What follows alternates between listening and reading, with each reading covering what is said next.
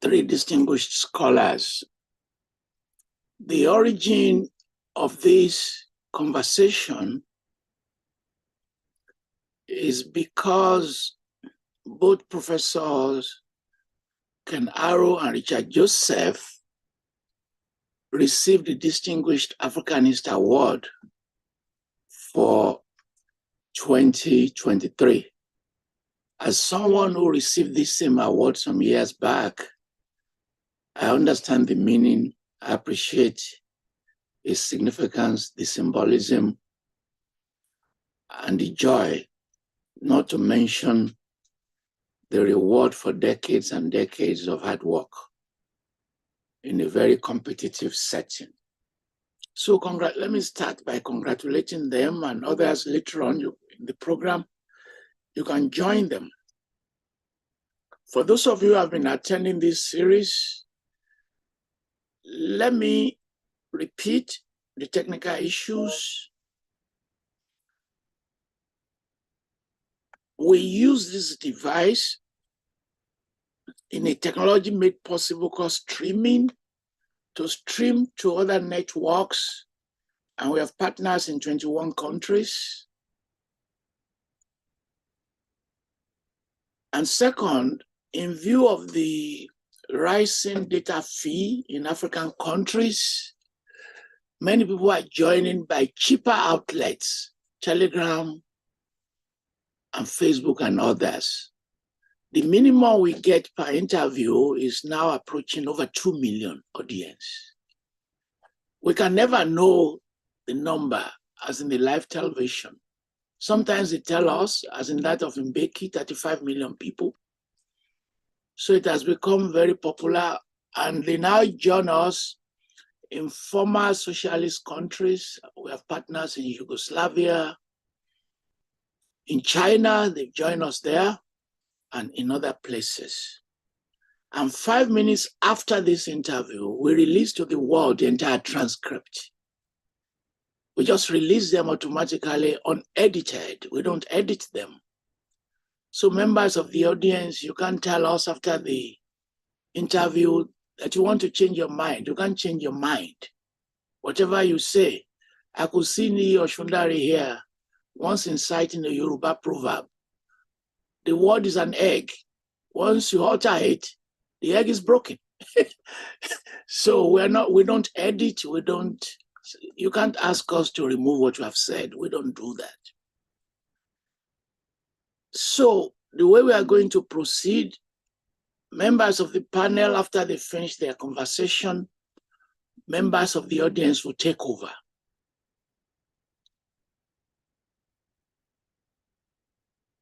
I'm glad that the three participants have joined us. Professor Richard Joseph is very well known. I've known him since the 1980s. Came to Nigeria, he lived among us. He participated in my conference in 1988 on Obafemi Awolowo.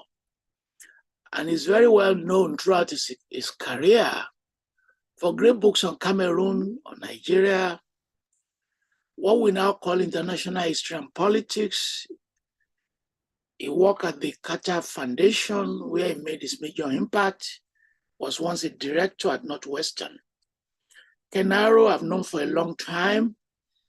He followed me to Nigeria to visit many universities, and part of the legacies was a recommendation we made in one university to establish a department of economics and philosophy, which they've adopted, and they've graduated their first set of students. I've known Professor Alidou for some time. We've interacted. I'm a member of the Mazuri village and clan. We all belong to that Mazuri tradition, and I remain very grateful for the collaboration. And she served as the president of the African Studies Association. And it was also a privilege for me to have also served in that same capacity. And we are now both past presidents. And I will talk about that as this information unfolds.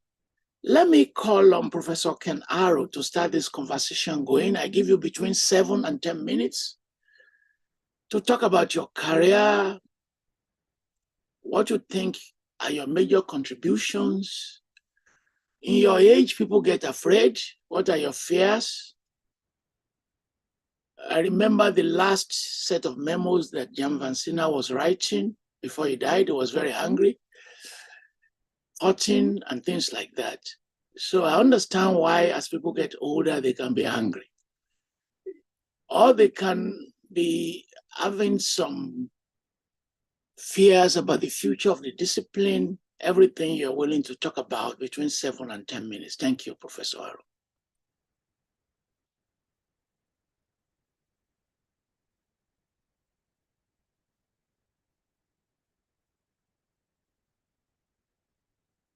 Unmute, please. Unmute. Yeah. Hello, everyone. Thank you. Yeah. Thank you. Thank you very much for the privilege of starting off this conversation, for being here, for your kind words, for your introduction, and for being there. You added a large charge. What I took on to begin this, I think of African studies as way too vast a field for me to be able to pontificate with a straight face. So I have to focus on a narrower scope in order to pretend that I can speak with any authority. You ended your introduction by asking us to talk about how we see the future, and maybe that could come out in later conversation. I put together a statement that should take me about 7-8 minutes. But what I focused on was, for me, the beginning. That is to say, how I came into the field, and let me make it clear, my field in the beginning was African literature. It's a field I feel I know something about. I was part of the burgeoning growth of that field. And so I'm really taking inspiration from Richard Joseph's suggestion. How do we come into the field? In addressing that question for myself, I'm trying to elucidate for the audience a little bit what the field was like back in the day. What day was it? So let me say that when I came into the field in the 1970s, it was by chance, by a lucky chance. I had, for my first sabbatical, I put out a proposal to study Camus along with North African literature. I had not studied African literature in my graduate years in NYU in the 1960s, and such a field really didn't exist for that study. But in winning a small NEH grant, I was able to study Maghrebian literature. I dropped Camus, and I never looked back. That is, I never looked back to the choice to look at North African literature from that point. My first book project, which I'll tell you about, not because of the book, but because of what it tells you of the field, dealt with Islam and African literature.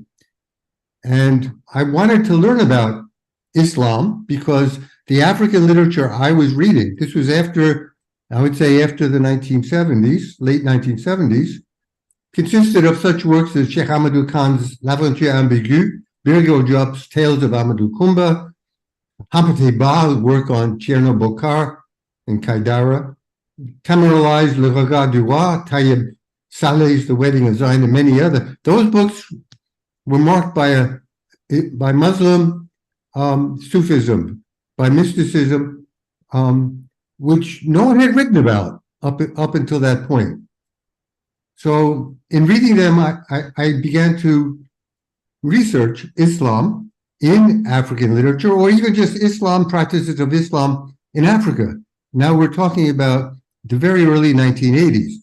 I can assure you there was nothing in the literary world on that topic, and very little, even on Islam itself, believe it or not, in that period. So I turned to people who studied Islam as historians, and that included people I knew, like Dave Robinson or Jay Spalding or Litwin Captains, the people Litwin had read Arabic literature and knew about East African history. And using such figures, I put together my first volume, which was called Faces of Islam in African literature. That came out with Heinemann, 1991. And it led me, there was too much of a topic to cover in one book, to a second book called The Marabou and the Muse. The title actually came from a suggestion from Ali Mazrui, followed. So that was one beginning. How about the critical approaches? In that period, the 1980s, that was the high point for post-structuralism and deconstruction. And I was trying to keep up. I used some of that deconstructive theory in my first book on African Lit, which was called Thresholds of Change in African Literature. It came out with Heinemann, if you remember. That used to be all our publications in those days. Heinemann's no more. And I used Derridian deconstruction. I also took on the question of feminism. And by that point, at one point in those years, later in the 80s, I was elected president of the African Literature Association. That was my real home in those years. And I gave the presidential talk, mentioned all the authors that I esteemed. And someone in the audience said, yeah, but you haven't talked about women authors. Why not? I was really embarrassed. And they were right. I needed to pay attention to women authors. So I began to focus upon questions of feminism.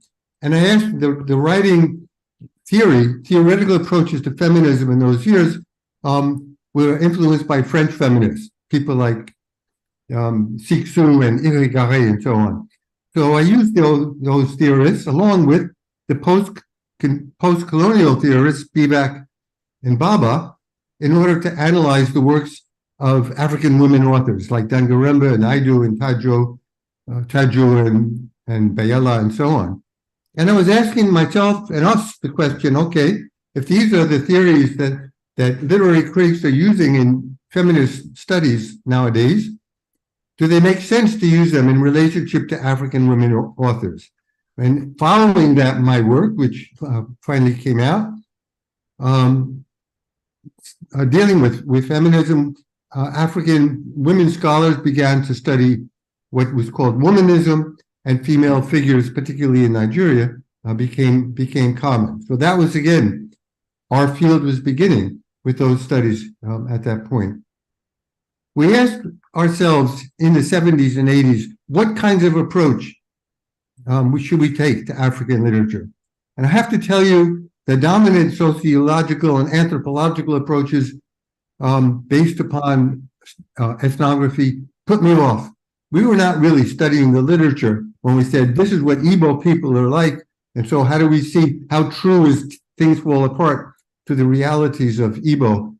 That wasn't studying Things Fall Apart as the novel, that was studying it as some kind of anthropological or ethnographic evidence, and I really hated that approach. And so I turned to the literary criticisms of our period, which were dominant by the 1990s, which included structuralism, and I was looking for works by African authors that would accommodate such literary approaches, that were not straight up social or historical realism. Works that went beyond the straight realism included early Bayala, Sani Labutansi, who, as you remember, worked with magical realism, the Sufi tales of Birago Diop, the poetry and the drama of Shoyenka and Okibo. These were people who went beyond straight realism, and I wanted to use post-structuralist or deconstructionist criticism in reading their work. I felt our field needed to be more than an offshoot of sociology or anthropology, which fixed African people as fixed items, exotic items for the audience. I hated that. So I wanted the respect for the complexity of the literature, and that demanded it, for me, it demanded reading it as more than simply responses to Western colonialism or to Western history. I didn't want to think of African history as beginning when the Europeans first came. Africa had its own culture, its own literary world. And for me, literary criticism in Africa should begin at the point where African authors' points of reference would be taken to be other African authors, not European authors. I didn't need to read Graham Greene and Joyce Carey in order to understand Things Fall Apart. I needed to understand the world of Igbo expression, of Igbo literature. Even oral literature was important. In that regard, I was deviating from the suggestion, deviating strongly from the suggestion of Edward Said, who had said that when we, in the study of African literature, should begin with Joseph Conrad. What he really was saying was, how do authors like Achebe respond to Conrad? But I wasn't interested in the response and the reaction to European authors. I was interested in the creation of something new and critical and important, a body of works that we could call African literature, but which would become a body of its own at the point at which other African authors would use that as the point of reference. I thought that was a crucial point, demarcation for how we should be then reading African lit. And so I put together a conference at MSU, including the leading lights of post-colonial studies for the day, and they included Edward Said and Spivak, but also Gates, Appiah, and African critics such as Eustace Palmer and Midiowan. These were, I would call, the precursors to Mudimbe and to Mbembe. And I want to make clear from this point on in my thinking, increasingly I came to be swayed by the arguments of Simon Gikandi, who would say, if you want to understand Europe, not Africa, but Europe, look to Africa, look to the way Africans interacted with Europe, and look at the way Europe came to define itself in relationship to Africa. I'm not looking at the way Africa came to define itself in relationship to Europe. You understand? That was a kind of key turning point for me, where Gikandi really made powerful arguments. And those arguments led us to, I would say, closer to the point where I think we are today. We're now dealing with a generation after the founders. To tell you the truth, it's two generations. Achebe's early work is the work of the grandfather. Adichie, when she quotes him and is trying to imitate his style, she's not doing it as a daughter. She's doing it as a granddaughter. And to understand the work, now my field has become increasingly African cinema.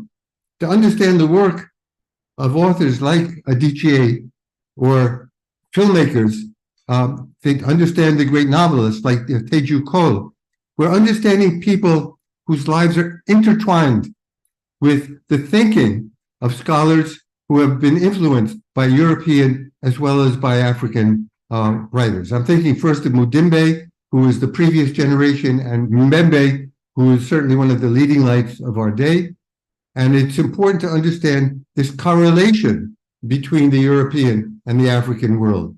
For me, that's where African studies, the field of African studies in my area, which is cinema and literature, necessarily requires understanding people who have felt the influences across the continents, and not simply Afropolitanism, which looks like a kind of elitist way, but in the most broad sense of understanding the cultures as not being impervious to each other, but as being heavily marked by the intersection of those.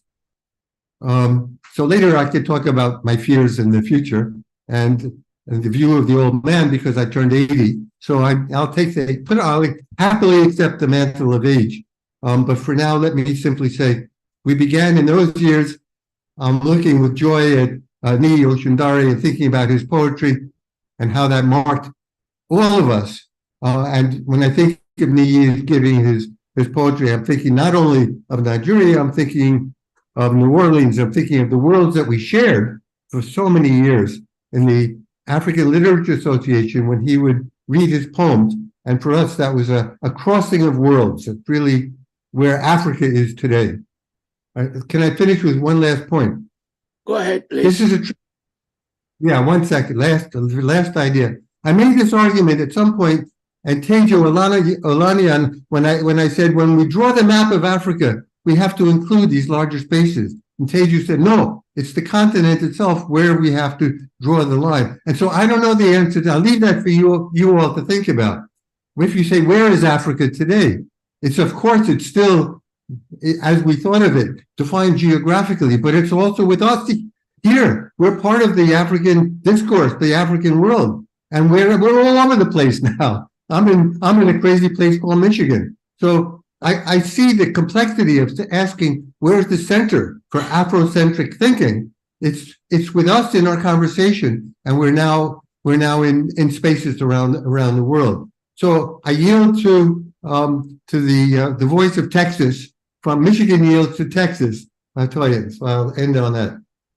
Thank you very much. It's now my pleasure to call on Alidou to make our opening remarks, 7 to 10 minutes. Thank you.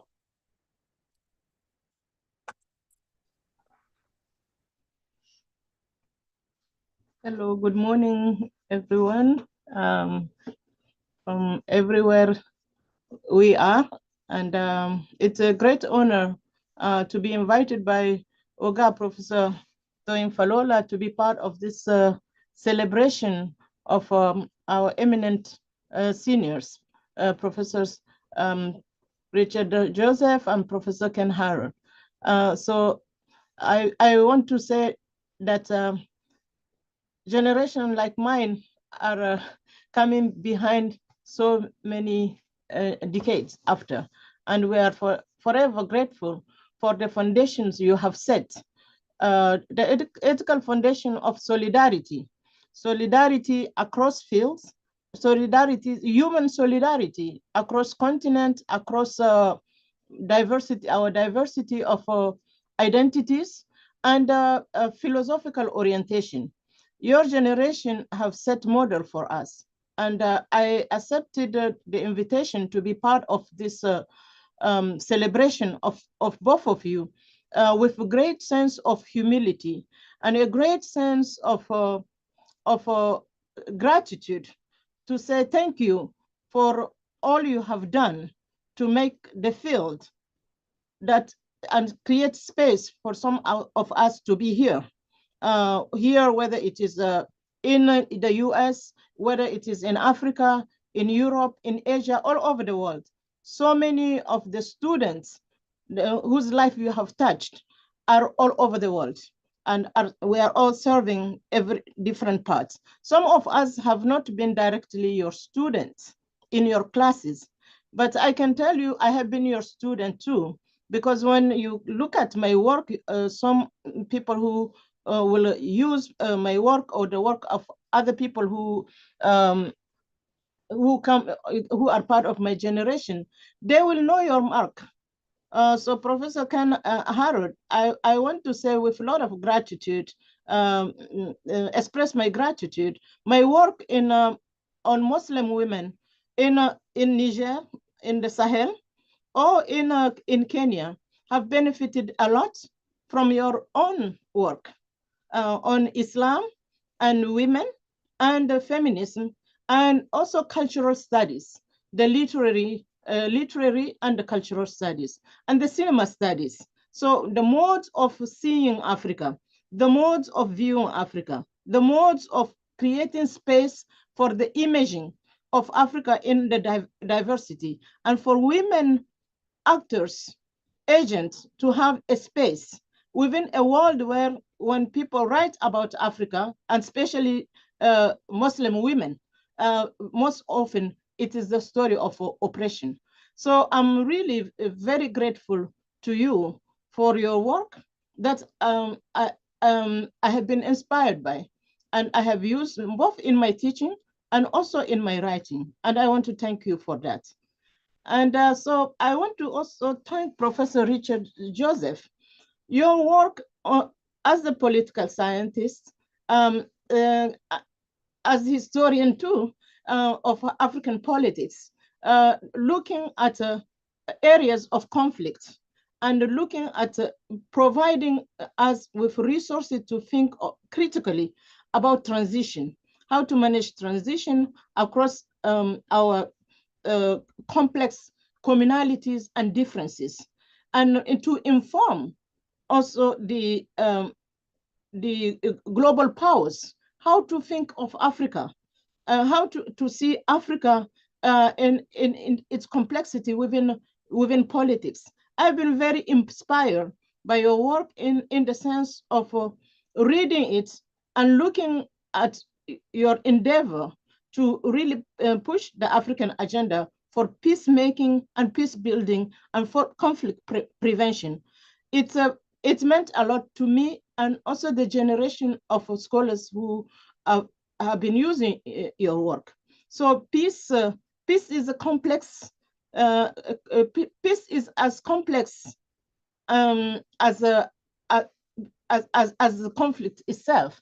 But how to invest in it, we need the resources, intellectual resources, to think critically across time. So for me, the comparative perspective, what it means to read, for instance, your work in South Africa or your work in Nigeria and transition, and to reflect upon what is going on in the Sahel right now, and also in the Congo, or in Sudan, or in Africa relationship in international crisis like what we are experiencing now in the Middle East, in Israel and Palestine, is very important. So I want to thank you for that. And I forever grateful to Oga for the opportunity for us to think of peace, to think of how to celebrate each other across time, across generation, and how to foster dialogue. So as your junior, my training is as a linguist. I was trained by linguists such as Professor Paul Newman at Indiana University, who has been really fundamental. Professor Paul Newman, Professor Eckhard Ward, have come to Niger in the Sahel. I like to put the Sahel first, Niger, Francophone country, to try to support the creation and the capacity building in training in linguistics. But what was very important in that call from Nigerian linguists themselves, like Professor Abdul Hamani and others who accompanied that mission, was to think of a discipline, a linguistic discipline, which was not defined by only one school of thought. So that the school of thought that they promoted is to create a linguistic space where all school of thought, including the African School of Linguistics, European School of Linguistics, and Asian School of Linguistics will contribute to the foundational training. So when I come to the US to work with Professor Newman at Indiana University, that sense of what it is to do linguistics by bringing Africa into it, and by African scholarship, African thought in theoretical linguistics, was very fundamental. So within the American traditions, most departments of linguistics privilege one school of thought, which is the generative school of thought. So African studies actually become the space where linguistics in all different school of thought, theoretical school of thought, are possible. And linguistics relationship, a transdisciplinary engagement, because our foundational training, coming as Africanists from Niger, being trained by both Nigerians who are in conversation with Americans who studied African languages and who are invested in the promotion, centering of African languages in a mode of knowledge production. It was African studies becomes the space where I can see myself as I was finishing my dissertation, rather than just being stuck in one discipline. So it was important to say, what is the role of a linguist who is interested in bringing the voice of African women? Because we are talking about a different paradigm of interpreting African societies. But for some of us who would like to present African women through other modes of knowledge production, other modes of philosophical thought, articulated in African languages and articulated in African scripts and other literacy systems. We want to displace the dominant notion and narrow notion of literacy only as related to Latinization and only as related to to masculinity. So my shift to African studies and my shift to also women's studies within African studies to look critically at how are the diversity of women experiences are presented within complex histories and within complex notions of modernity beyond Eurocentric model of modernity and beyond notions of globalization only as related to Europe, but globalization of the long durée, to see the ways in which African women and gender studies are framed within those studies. So this is what led me to come to African studies in the mid-1990s to see a home more than in my original disciplinary field, which is theoretical linguistics, but moving to say, I do better by really centering myself in a field that is interdisciplinary and transdisciplinary, and that's allowed me to engage different theoretical frameworks and different methodologies and different data coming from African sources in our complexities. So to be a woman in the Sahel, which is a crossroads of civilization, what is the language that we produce? What are the data that we produce in theorizing about women's agency, women's autonomy, and women's contribution to knowledge production, and also in different fields, not only in the humanities and social sciences, but also in natural sciences and other spaces. So to me, as a linguist, interested in how language is produced to represent women in African societies, outside, within and outside Eurocentric paradigms, and also outside narrow Afrocentric essentialist models, will become very critical for me in trying to say it is important to move more towards African studies in a broader sense, and also to have a notion of Africa that is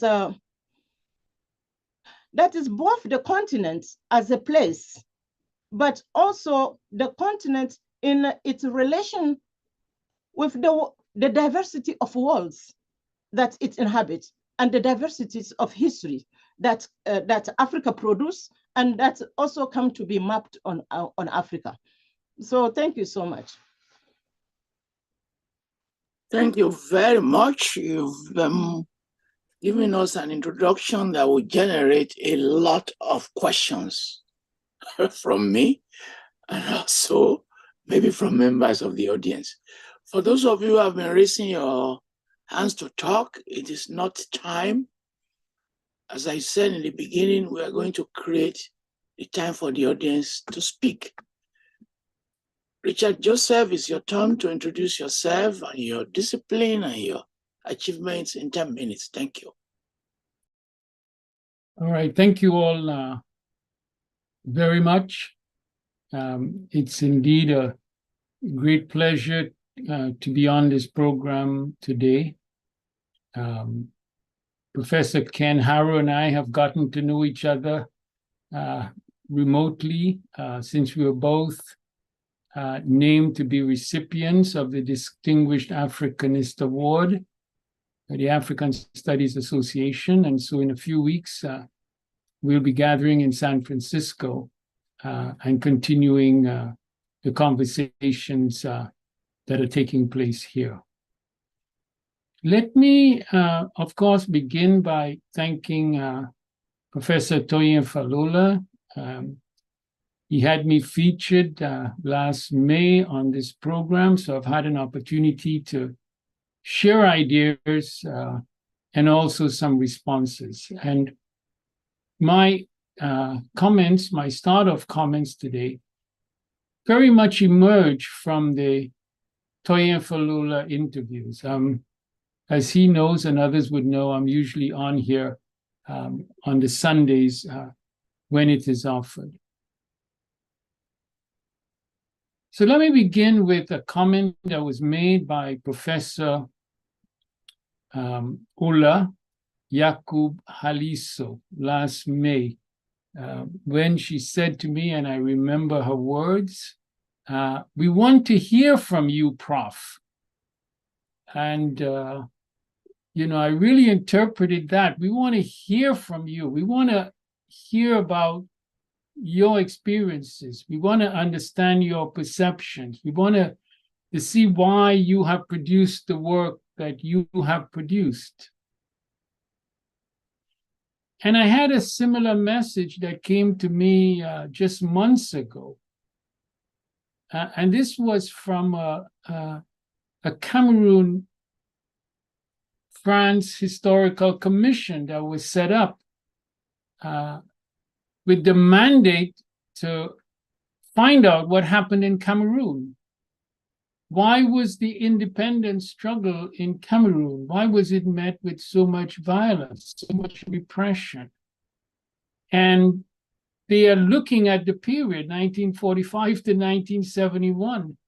And it turns out that the works that I did on that period and asking those questions are very much fundamental to their work. So I'm sending this out as a message, especially to a lot of young scholars, about how the work that they are doing can turn out to be of some significance in terms of our understanding of ourselves and of the world, the global powers, even understanding of us. And I'm speaking about myself here as as an African who happened to have been born in the diaspora. Professor Harrow, some words that he used, I want to pick up. One, complexity. And he talked about complexity in terms of his own work, in terms of literature and art and cinema. And I think you could apply that word to my work, my world. And that is the complexity of African state and politics and governance. And I was very much transformed in my thinking as a result of being engaged in Africa. I had the highest level of learning, in the United States, Dartmouth College, and in France, the University of Grenoble, and at Oxford University. But it was my engagement in Africa that is responsible for really the content and quality of the work I produced. Now, if I have time, I have a little exhibit behind me here. You can see it over my shoulder. And you will see there are two piles of books. And one has to do with my Cameroon work, and the other one has to do with my Nigeria work. Now, my Cameroon work, I had to leave it behind as soon as I published my first article about what I was actually studying. So I was actually able to do that work in a context in which that kind of research was not permissible, right? The study of the independence movement, and under a regime that came to power very much shaped by opposition and especially French repression of that movement. All right, so there's one pile of books there in which I was able to have significant progress because, and this word came up in the Toyin Falola very interesting interview last week on literature and digital, and the experience, the word came up of ecosystem that was used. So African studies might seem to be something that is immediately understood, those who study Africa. But there are ecosystems that exist. Right? The Toyin Falola interview is an ecosystem. On my own campus, there is an ecosystem of a long existing program of African studies. And those of you who were present at ASA in 2018 and heard this very probing, penetrating, provocative presidential lecture by Jane Allman. And her lecture was talking about Melville Herskovits, right? The role he played, but also of the patterns of engagement that people who studied with him underwent. And I was listening to that, but what she was describing was an ecosystem different from the one in which I was nurtured. Because when the struggles were taking place in the US, having to do with African studies, well, I had been trained by Thomas Lionel Hodgkin. And the people who were very much part of that world were people like Basil Davidson. And I was just even remembering Sean Gervasi, the economist. And so that was a quite different ecosystem that I was part of.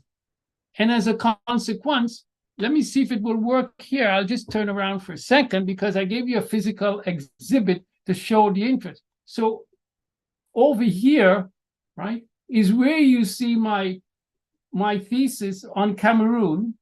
And then you could see my book published by Oxford University, by Oxford University Press.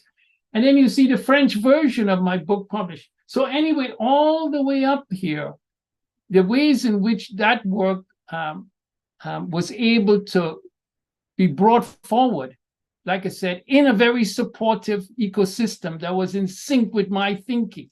I describe myself as a scholar activist, and I've remained one to this day. And this is why the issues in Africa is one that is represented so much in my teaching and writing and so on. But I also have this pile here, and I put for you, right? And you will see this giant volume here on the bottom. And then you have my book published by Cambridge University Press, Democracy and Prebendal Politics.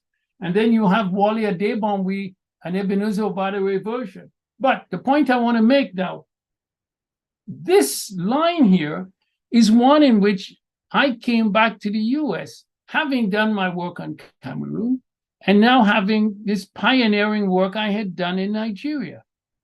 And it's work that I had done in Nigeria, I had access like, few other people, except for Nigerians themselves had. I was teaching University of Ibadan and be able to travel around.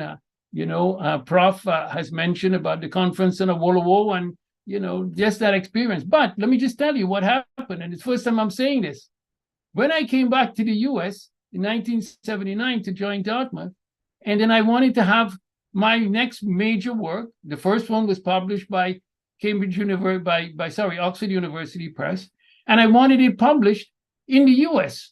And the people who I saw as my predecessors, James Coleman, Sylvester Whitaker, Richard Sklar, and they all published with Princeton University Press. And I thought, well, that's where I wanted to publish. And so I was in communication with Princeton University Press, and I thought I was well on my way to have this work thing. Well, guess what happens? A few months after I finally sent it to them, it came back to me. This great big volume arrived back to me from Princeton University Press. They sent it to one person, and that one person trashed it. And Princeton University Press, instead of looking over and say, why is this guy objecting to this work? We can see what it is. No, they decided to just send it back to me. But I couldn't take a chance, right? Because I was entering the American system. There was tenure ahead and all of that. So what I had to do was I had to go back to the British ecosystem of African studies that I knew. And the book was immediately picked up by Cambridge University Press. And as you know, the rest is history. All right, so what point am I getting to? What we call African studies consists of ecosystems. And those ecosystems can sometimes become enclaves. And those enclaves, to use a word that Holland Cotter in a recent review of the exhibit at the Metropolitan Museum of Art on Africa and Byzantium, he used these words that were very resonant. He talked about gates and fences, gates and fences. And so there are gates that open and you can enter And at every stage of your career, certain things can happen and can take place. You can get jobs, you can get fellowships, right? You can get all of those things. But there are situations in which they are not gates, they are fences. You are shut off, and they operate in that way. But unfortunately, what has happened in some segments of African studies is not only have they shut off ways of thought, ways of approaching, and so on, they have also shut off the valves that would bring dynamism to what they are doing. And as a consequence, they are stifled. And let me conclude, because again, when we had I was featured, the term state capture came up, and Prof pushed me about it. Well, I want to say there's not only state capture, there's also studies capture. There's also stories capture. Now, in the case of Cameroon, let me conclude here, because Professor Harrow mentioned Achille Mbembe. All right. Well, I met Achille Mbembe when I started doing my research. And it's Achille Mbembe who did the revision of my French translation of my book. As you know, he's a master in the French language. But also, I'm the person who made it possible for Achille Mbembe come to the University of Wisconsin with Crawford Young to acquire his fluency in English. So we open gates, and we have to continue to do so. But be very mindful that people who sometimes have the power within those systems are not looking at what is right for Africa. They're not looking at what is the real value of this work. Often they're looking to protect something they're doing, have been doing. And if they do that for too long, as has happened in some of our centers, they've ended just fading, right? Losing their dynamism. And I'm so glad to see all the young people who are coming along. Professor Alidou, you are there. To see Professor Olojide in South Africa. To see Professor Chika Okeke coming along. And you are following on the footsteps, of course, of the great Toyin Falula. You all are revolutionizing our discipline and these areas of study. Thank you. Thank you very much. Here now comes the difficult part for the three of you, in which we'll follow up on what you have said. Please bring all of them forward so that they can take questions and answer them in turn. Try to remove me if possible. So you've put a wrong person there. You've put a wrong person there. You want to put Ken.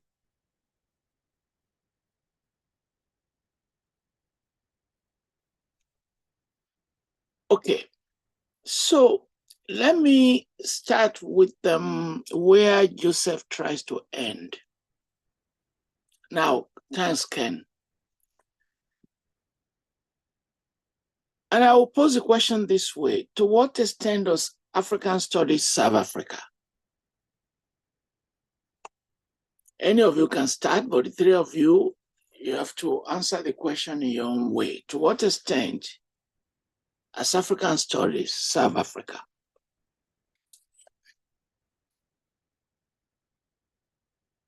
Who wants to go first, please? Ken, you want to go first? Sure, he says you. Do you want to go first? Well, that's a hard question. Why do you, I get the hard. That's why I'm posing it. I think of African studies as a conversation. I think, you know, Richard Joseph's final comments were the ones that resonate with me. And I want to also thank Alidou for her complimentary words. They really make me happy, make me smile all day long, all week long. Thank you so much. So I think, you know, when Richard talked about gates, basically gates that open or that shut, that barriers or not, I think serving Africa will be served as anywhere on earth will be served when we have conversations that are enabled. That's the truth. That if we feel blocked and can't share our thoughts, if we feel, who knows? I mean, I feel blocked right now in saying what will the blocks be, because it leads us to very delicate and difficult issues, especially in changes that have taken place in the American Academy, and they become very delicate issues. So I say, okay, we have powerful and really ugly forces that we need to stand up to. We saw them on the screen at the beginning, and it really, that brought me to mind when James Baldwin met Chinua Achebe in Florida at our ALA conference. We had the first meeting of these two great writers, and some racist got the microphone, and we all stood up in that motel where the speech was being given. We raised our fists like that, and we said, "We're going to continue. We're not going to let them stop us from talking." So really, Toyin, I think the answer is it takes a bit of courage to be able to speak up often in our field, because we're going up against people who might disagree and might accuse us of all kinds of things if they don't like the approach that we're taking. But the gate has to be open for relatively open conversations, right? That's how I feel. I think Richard's comments made me think strongly. We have to have conversations that are open, that enable other people to respond to our thoughts. That will serve Africa best, in my view. Alidou, please. Thank you so much, both profs, and thank you for your question. African studies is critical to Africa, in my humble opinion. Looking at the ways in which knowledge within the institution called the school, the cultural production of the educated person since the advent of European colonialism and the introduction of European school system, has produced a way of seeing Africa that has to be revisited. And so looking at African studies from a decolonized perspective is very important for Africa. And now when I say Africa within the continent and Africa everywhere, it is possible. So I'm coming from the history of being produced out of the Francophone experience. I know more in this trajectory of my training in K through 12, what will be interpreted as a K through 12. I will know more authors or knowledge system that are more associated to Europe than authors and scientists who are from Africa, from the locality where I was born, where I'm studying. I will not know that, but I will know from somewhere else. I'll give you one simple example. If I am studying botany, I will know more La Fougère, European plants, environments in the laboratory more than the African laboratory, the African environment. That's as how it was. So to me, when I think of African studies, I'm not only thinking in terms of this infrastructure here in the global north where I'm located. I'm thinking of African studies across time and in any space, what it is that why is it important to center Africa? As Professor Ngugi wa Thiong'o would say, decolonizing the mind. African studies is important not only for the Africans, but to see the ways in which Africa is contributing to the well-being of the humanity, not only of people of African descent, but any geography and in any space. So to not understand Africa in in a decolonized perspective, and what African mind, African space has to offer to the world becomes a problem. So if the African, whether it's in the continent or in the diaspora, and I'm considering all of us here as the African, as Professor Ken Harrow also said, how do we see, is it Africa as a relational? I think it becomes very important for us to center in investing in knowing what Africa has to offer to the world, both through the humanities, the social sciences, the natural science, any science, and the art.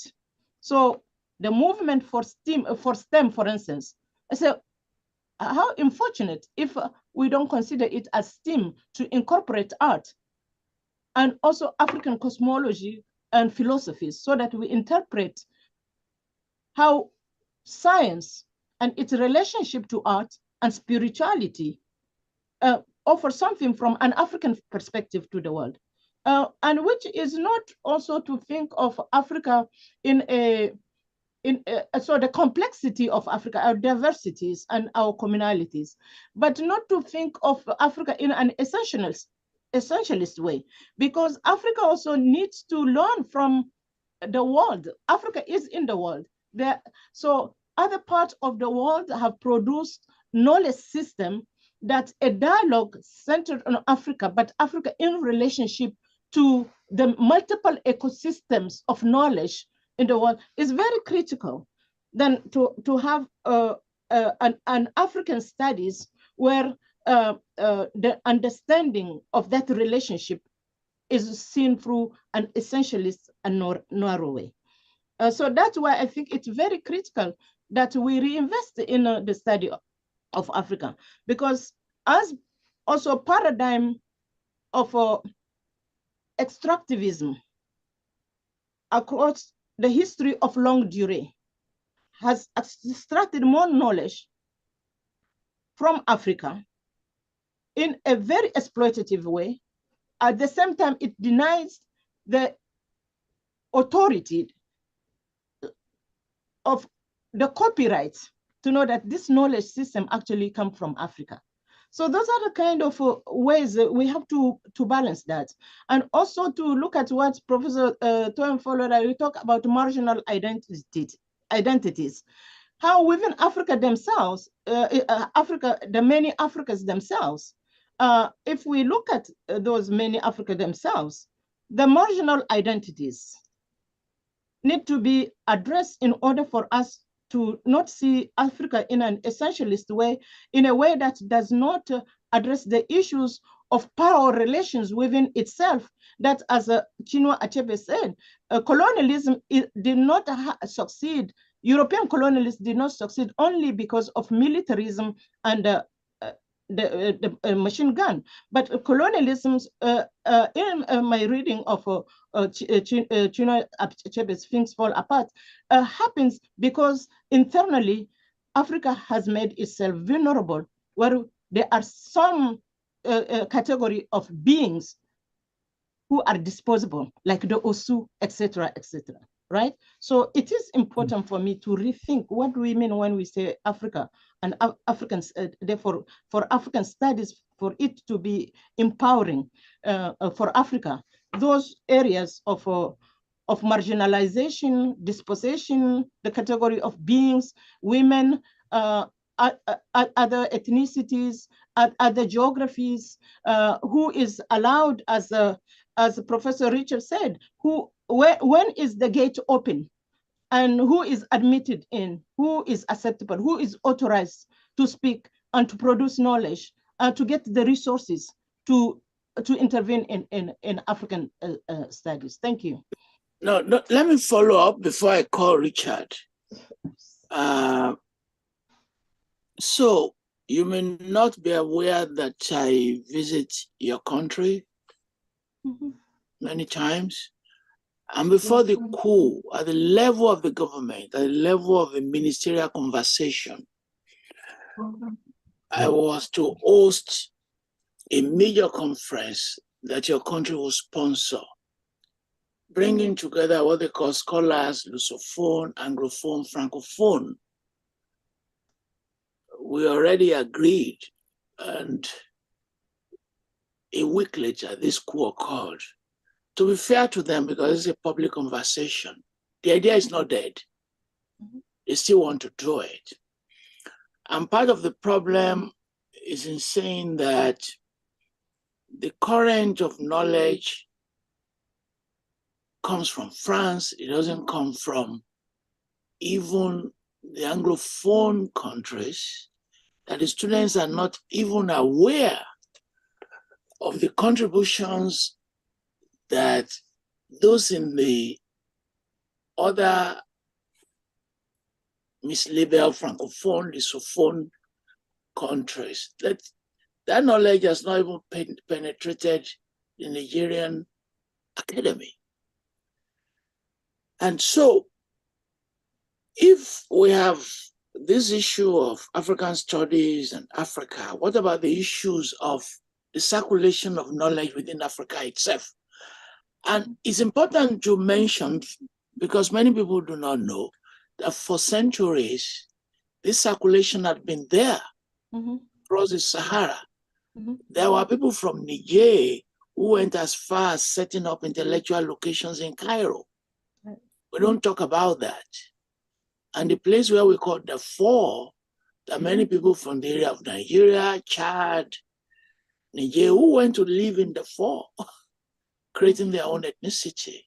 So how do we revive this circulation within Africa?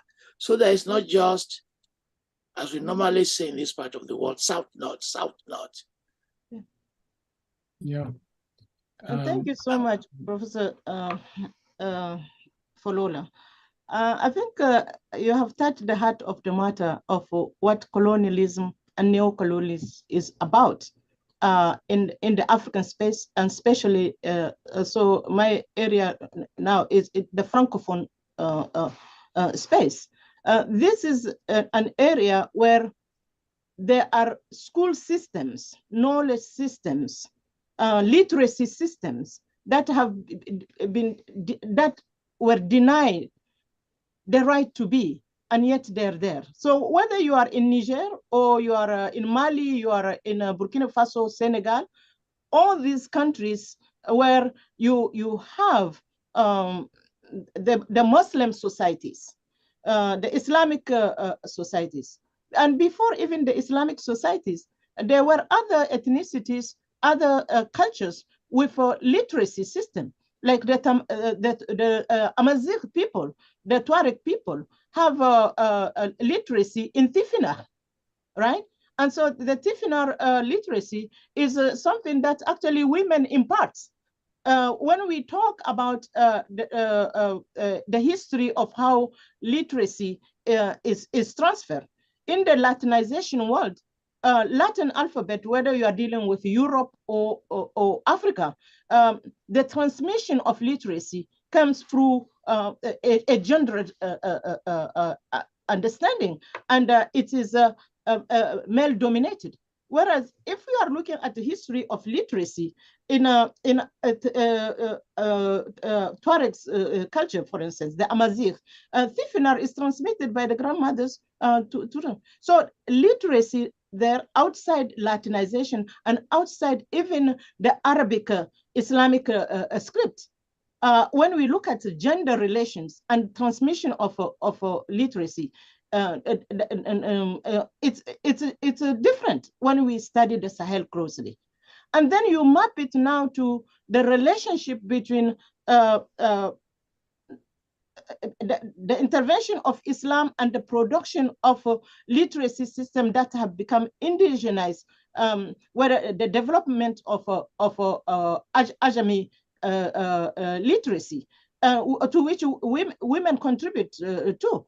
And in fact, if we are to look at how institution of learning, Islamic universities, women have contributed. A woman was the philanthropist who enabled the development of the University of Sankore. So this is to say that deep history allow us to know that Africans in that landscape where forces such as Boko Haram will say, Western education is not allowed, right? We can challenge that argument if deep critical investment in African studies is promoted in a landscape whereby the people who have been alienated from knowing what their own cultural space historically has produced can enable them to do.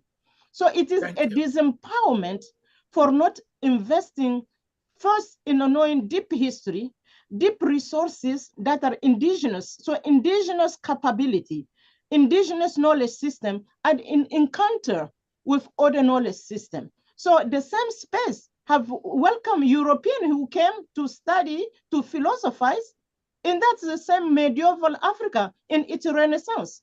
So if medieval Africa can allow, for instance, Judaica, the Christian world beyond the Abrahamic religion, whether it's Judaica, Christianity, and Islam to converge, and to have globalization beyond that space for greater Asia, China, and India, and other spaces to come there and exchange.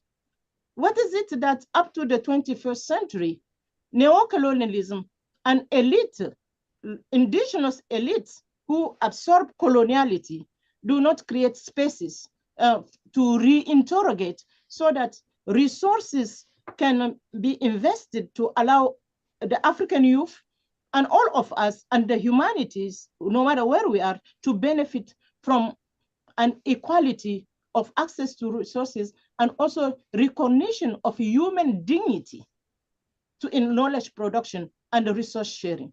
This is what is the crisis in the Sahel at the moment. And as a scholars, I want to, I appreciate what Filoun Sarr is doing in addressing the crisis in Senegal by engaging intellectuals and scholars and artists to come to his platform to have a conversation. And he made a statement that addressed directly scholars and academicians, that there is as an academicians operating within the university, we have to address knowledge and to share information in an ethical, honest way. It is different to produce knowledge, to impart knowledge as a politician. So I'm speaking here as an academician. And I think an academician intervening within an ethical framework to say the crisis can be revisited by examining power relations between Africa and the global forces intervening in the Sahel in an extractive way, and also what elite within the systems have been doing since independence to the present time. Thank you. So thank you. I love your extensive answer. Richard. Yes. All right. Thank you. I'll be very brief because I know you have an amazing group of people, especially young people that we want to get on. So Serve Africa. No, you don't have to be brief for now, please. You don't have to be brief. I don't. Yes, I'll be very brief. So I just wanted to say the Serve Africa and is, you know, really what is going on in Africa now. And I want to stress really two things. The first thing is the young people. And the young people, in terms of what is happening with the demography, as you all will know what those figures are in terms of it, but also with the young people who are fleeing the continent. And we know what tragedies, you know, they are really taking on. And I think that is something that needs to be addressed. And the second thing, the word knowledge is being used in a whole variety of rather interesting, exotic ways. But knowledge in terms of what is happening to the educational systems in the continent, and also the fact of, you know, the knowledge that is built up outside of Africa. And the circulation you mentioned, Prof, about it is circulation within Africa, but also circulation from the knowledge built up in the archives, in the libraries, in the professoriate outside of Africa. And that's one of my critical concerns of how do we make that, you know, and I call that collaborative learning, that we really need that now based on what's happening in the educational sector. Thank you. So let me provoke you on what I call counter discourse as a political scientist. So when you wrote your book on Nigeria, so you said prebendal state. Mm. And over the years, we spend a lot of time in the characterization of states. And each time we have to respond in what I call a time-wasting mechanism. On Monday is the prebendal state by Richard Joseph. Tuesday, the vampire state. Wednesday, the irrelevant state. Thursday, the kleptocratic state. Friday, the ungovernable state. As we respond to all these labels, Joseph, are we being diverted from the real work? All right, very, very quickly there. This came up, of course, in our last session. The state is inevitable, goes all the way back to Hobbes, all right? And Hafsat Abiola said something very important when she said that, you know, the state systems, the politics, the governance, they have not been working. And the question is the design. And I really take that very seriously. This is why I talk about the whole process of reimagining Africa. You have this colonial imprint in Africa, but you also have several decades now of post-colonial entities, and we know what that has been. And I think right now, this is I think this is a very critical era. I think we only probably got, you know, a few years to really grapple with this, because the continent cannot continue to be drifting the way it is, people feeling the way they are doing. And then you have these coups occurring. The coups are occurring, and this came up in one of your programs because of the popular dissatisfaction, even with the so-called democratic system. So I really feel this is a really critical area. Let me bring Ken in here, because I am a strong believer that these cultural resources, it's not just the social sciences, the cultural resources and practices and production are going to be so very critical to that process of reimagining and redesign and re-empowering. So I'll stop there, and I'd love to hear Ken coming in on this. Sorry, can I say a word then? Yes. Actually, as Alidou was speaking, it occurred to me that when you asked this question of observing, I would do better if I spoke in the areas that I know, and Richard pointed directly to them. This is I'm going to put this not as an answer, but as a quandary and a question. So, you know, as I keep saying, my areas are literature and cinema. So we have been struggling from the start, in both creating an audience for African literature on the continent and an audience for African cinema. And the cinema, it's really easy, because when I say from the start, I'm thinking back to, you know, the Semben in the 1960s and 70s. You say, where were Africans going to be able to see the movies that African filmmakers were making? I don't want to give a big lecture here. I could just tell you it was a locked up system where European and American direct distributors had a hold on which films would be distributed pretty much around the world.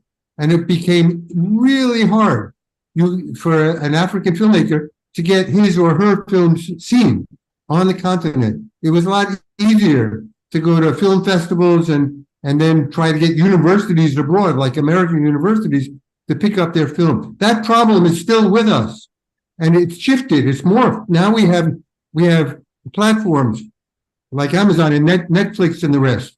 So okay, great. So Nollywood films are now being shown on Netflix. So now Netflix has got its algorithms. They're making these films 90 minutes long. They follow a trajectory that's familiar to, quote, world cinema, and the Africanity, the African-centered way of creating films that had begun in the 90s with Nollywood has morphed radically into a kind of anodyne pattern. The problem is even accentuated while I do talking about African languages. Think about the immense problem of creating a readership, not just people who are going to read novels in African languages, but more importantly, and this is the main point I want to make, who are the publishers who are going to take on the costs of publishing such books and then try to get an audience to pay for it? That's our problem. That's a central, absolute problem that we face, and its response to Richard's question. Yes, the production of culture, of films, and of literature is continuing by African authors, both on and off the continent, and we need to think really hard how every kind of subsidy, every kind of support for authors that continue this even famous authors like Boris Job are going to write in Wolof. How is he going to get his work read by Wolof readers? The minute those books like the works of Ngugi are written in Kikuyu, the minute they're written in Kikuyu, they're translated into English and sold by a publisher who can make money. Then we have to figure out a way of centering the culture economically in a global age. And that's my question, the challenge here, to which I don't have a good answer. I know for us, it's been a key issue in our fields from the beginning. And there are lots of little answers, but I don't know. I think we have to put our heads together to answer that question. Toya, and you've addressed that question in your work, your labors, right, over the years. How do we think about getting these works accessible to an audience and getting an audience who would be interested in it, having access to our literature and to our cinema? So I want to pick from what Alidou said previously to pose a question to Ken. How do we expand the canon of African literature, making use of African languages? In Alidou's response, she was mentioning Ajami and other voices. So what would you suggest in terms of first expanding the canon and second integrating them with respect to those who write in African languages? Well, to answer the question properly, you have to say, whose canon are we talking about? Who decides what constitutes the canon? And that becomes really, you have no, well, you do have an idea how absolutely difficult it is to bring, for example, scholars at African universities to the point where they're going to ground their work in indigenous language production. They're going to ask, where can I publish my articles or my books on these topics? Where can I get an audience? Or even more, where will my university be paying me to enable me to do it? But even more than that, I'm going to go back to a case that I know and that Richard Joseph can speak to. Do you have any idea how hard it was to get departments of African literatures accepted? Of course, we know the struggle that Ngugi went through. He made that famous. But it's true, especially, I think, Alidou, I'd say even more in the Francophone world, where there was such a lock on the idea that literature began with, Molière or something, that the prestige of the European language literature made it extremely difficult, even in European languages, for African literature to be taught. So when I'm thinking of Richard, I'm thinking way back to in Cameroon, where that first Department of African Literature and Language was created. It was by compromises that were made with the government that allowed the Anglophone section of the country to come into a kind of political compromise with the Francophone side, and so that got settled when the Department of African Literature and Language was formed in Cameroon. And so there was some Anglophone stuff that was allowed, like Cameroon Airlines was allowed to be called Cameroon Airlines instead of a French name. That struggle to have a Department of African Literature in Cameroon did not take place in a place where it should have from the beginning, Cheikh Anta Diop, at the university in Dakar. How come? And I know the answer.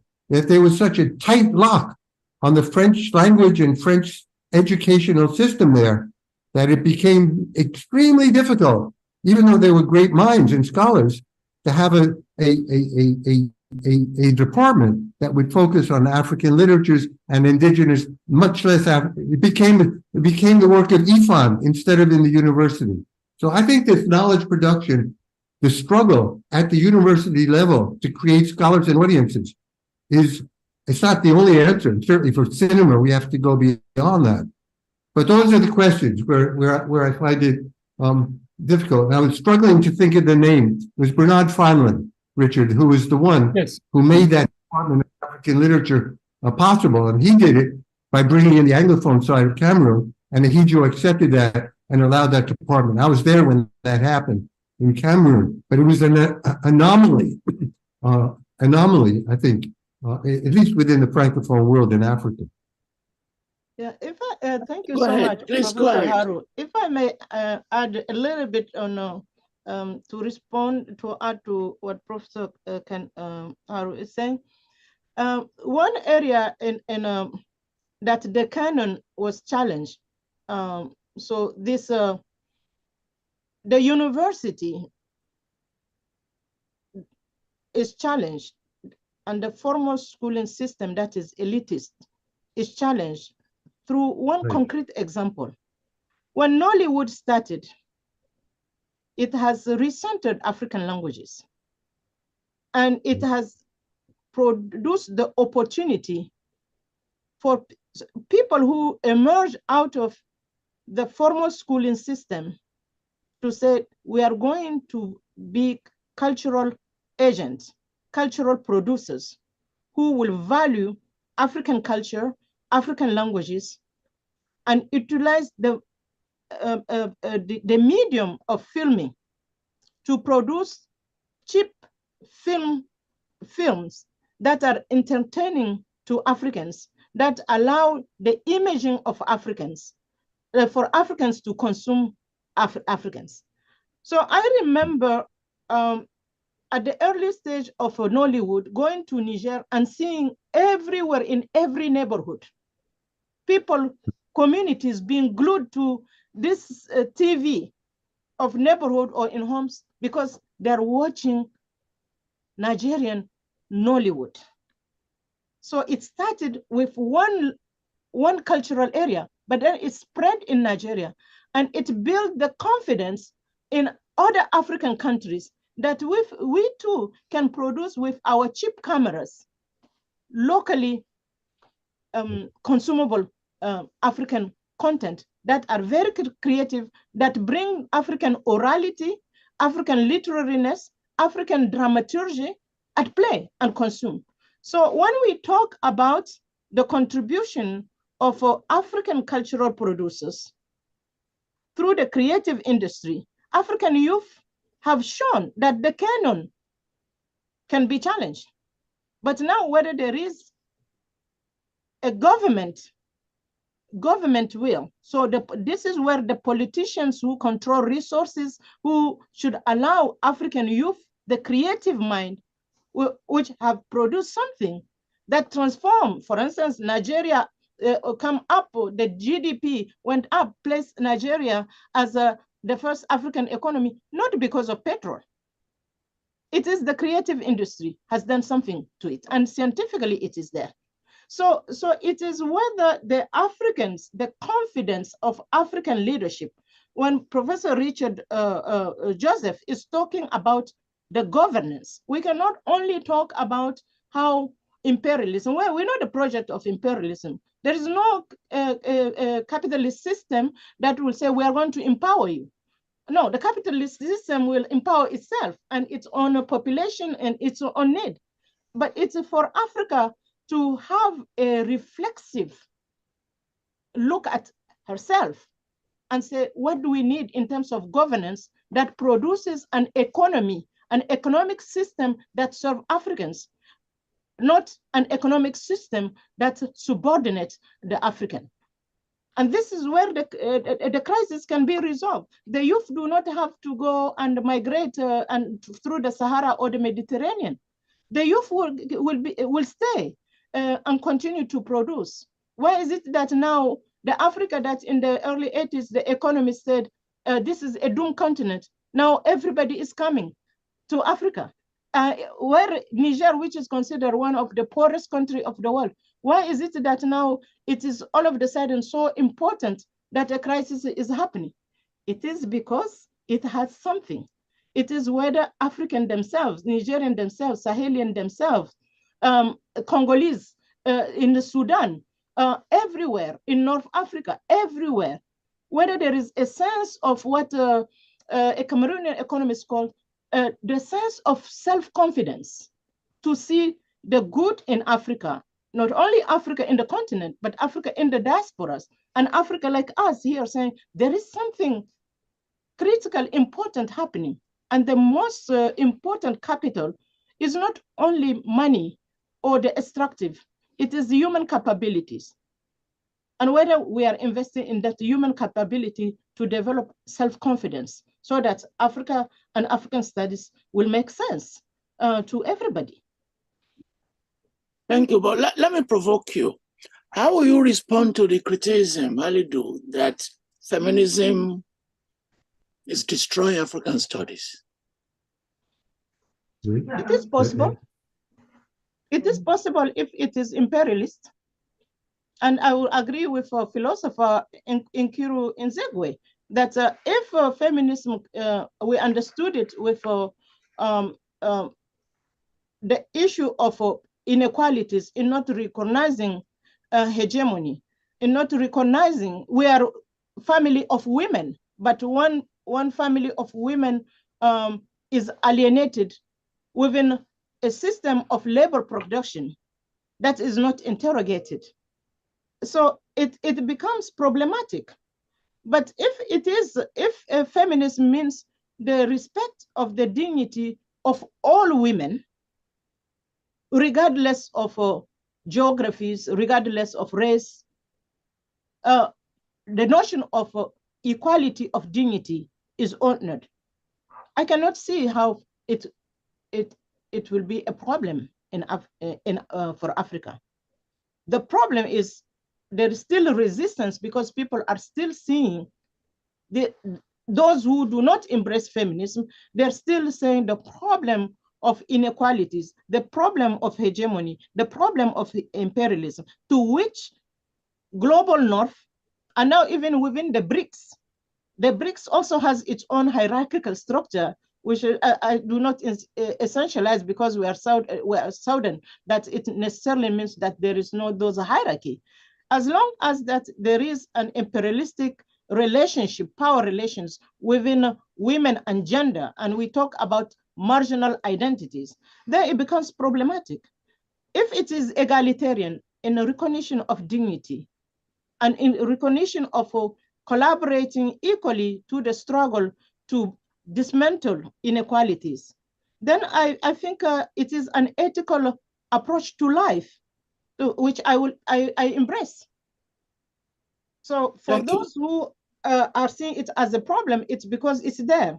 And it's also because it does not absorb the complexity of how, for instance, one of the great intervention of Oyewumi's Ronke's book, The Invention of Women, why it becomes important, because it produces a framework that allow us to interrogate those hegemonic grammar of gender that does not recognize other possibilities in other modes of thinking, especially in African societies, right? So it becomes an interventionist book, regardless of whether we agree totally with it or not. But it was very important to say it is possible to, so far, this system of thinking women and gender did not incorporate other grammars of interpretation of gender, sexuality within their own cultural, historical, and contemporary and notions of futures. And one category of thought cannot be imposed on our grammar of being. Joseph, there's a conversation in the African Union that we should rearrange grant writing, book publication. And the way they are framing it is, when you write a book or when a grant is approved, from the view of the AU, why do we think it has to be strictly academic? Why not policy? So they're beginning to create a matrix. What is it you are contributing to local people? What is your project contributing to development and progress on the continent? And I've seen initial documents, I've participated in that debate. For those who are based, say, in European American universities, that is not the way they frame questions, which will raise some tensions and some disagreements. How will you respond to what the EU is trying to provoke in this kind of conversation? Well, thank you. I am not familiar with the African Union in regard to this question, but I'll certainly try to become informed. But so I pick up the question. I think it has been an issue in African studies, maybe, and also in perhaps other areas of academia, of drawing a strict line between policy work and scholarship.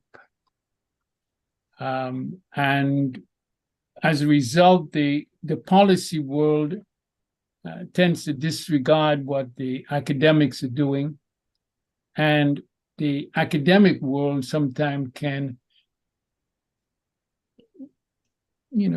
get into an echo chamber and not want to take up, the pertinence in what is happening, especially with a lot of the major challenges. Now, as you will know from me and my work and so on, I have always seen that that there should not be this iron wall between the two.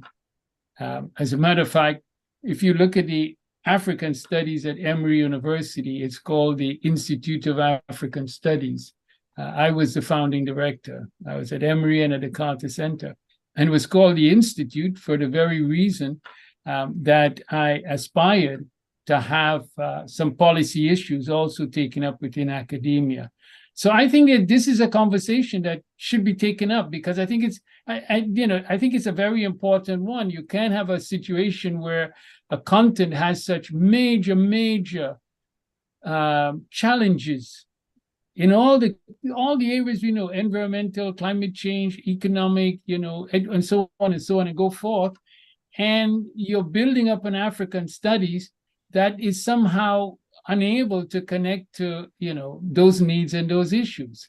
So I am on board to take on that challenge, even though I can't really put it in the context of what the African Union is proposing. Thank you. Well, Ken, I'll just follow it up on that, because people are saying the PhDs being produced in American academies are not useful in Africa. That the topics they are making these younger people do have nothing to do with the nation-state projects. They just say, okay, go and study whatever you like, without considering the needs of Africa, its concerns. How will you respond to that? Well, I suppose it continues with the question of what we consider the needs of Africa. Alidou keeps coming back to the questions of ethics and producing knowledge in an ethical fashion. So I should hope that, I'll speak for myself. I don't think that needs are met on purely technical or mechanistic or mechanical or material terms. They are, in a sense. Unless we have peace, unless we have food, we can't have culture. But on the other hand, we can't think of human development of our the expansion of what makes us human outside of the broader ethical and humanist issues. How much is this? Do we do that in the academy today? I think the academy, it's not simply it's an echo chamber, but it's a relatively narrow chamber. It's also, I'll say some positive things as well, because some of the more recent scholarship I've seen, and I've only seen a bit, has increasingly turned our fields towards the question of the material, so that even when we have literary or cinematic criticism, we're looking more and more at the material side. Sometimes the material side seems so abstract. For example, what is the materiality of cinema? How is it different when it's become virtual, or when it was celluloid, or things? We look at the concreteness of the materiality. But on the other hand, you can't really separate that from something like the production of film, as in Nollywood. And once we've looked at that, once we start taking seriously those questions of materiality, they extend everywhere to the way in which a literary or a cultural world concerns itself with atomic energy and with Niger and its uranium. These become, it's really critical now that we understand this interdisciplinarity, not to be simply reduced to major categories of, let's say, feminist studies along with class studies, but also the materiality of production in the fullest sense. I don't want production. I don't want the whole scientific world. That's my interest right now. I don't want the production of knowledge in the scientific world, which is phenomenal, to become separated from the production of knowledge culturally. And if it's a cultural knowledge, it takes into account the broadest spheres of knowledge. For sure, that will ultimately prove to the ecological benefit of Africa as well as outside of Africa. In fact, it can't be one separate from the other. That's the one thing about that, the word that Richard kept using, the ecologies of knowledge. There should be no border on this notion of ecology, just the way we think we all breathe air. And the air in Africa, it's the same. But I'm going to also contradict myself, a little bit of a distinction as well about this production. I can't help but think about, not that long ago, when I was concerned with globalization and the way in which Africa was coming out of the new press of neoliberalism with negative economic consequences. I was all concerned with how those theoretical issues determined, in fact, the novels that we read and how we talked about culture. And then that year, it was 2006, I think, we went back to Dakar, and I got off the plane. I can only say it kind of everything felt different. And after being in Dakar for a couple of months, I began to see the world from the point of view, a little bit, of the Taliban on the street who are there every day in front of my face, in front of our fingers. That changed the perspective. It really did. And it's in that location where we want our production of knowledge to answer your question. I don't want to make it too trivial, but like you could ask that question, say, Ken, what good is this novel doing for the Taliban? And for the Taliban. No, for the Taliban. For the Taliban on the street. Okay, that's a hard question. Let's not let go of that question whenever we talk about the theories of neoliberalism. Come back to that question. And that will extend to the kind of ethical dimension of the work that Alidou is asking us to emphasize.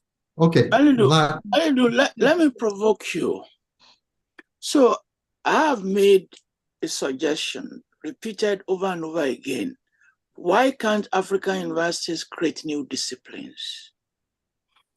Disciplines based on what they've accumulated over the years, the enormous epistemologies they can convert to theories, the retraining students in a different ways. And I've proposed 3 ideas.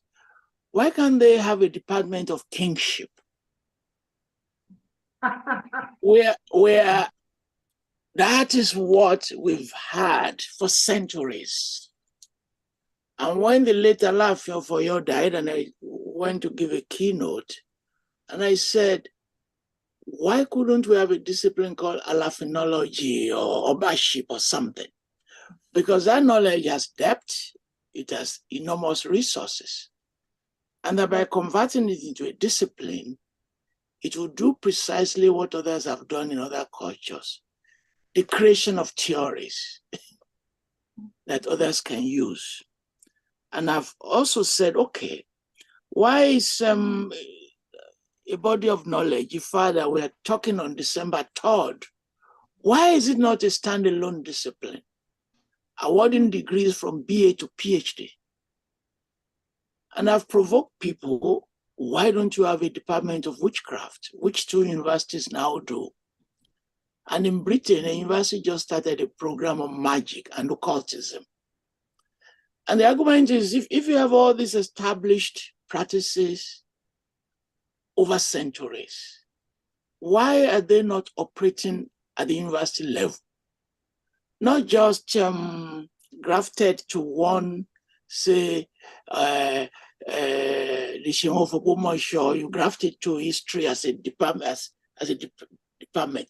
Why not their own autonomous disciplines? Thank you so much, Prof.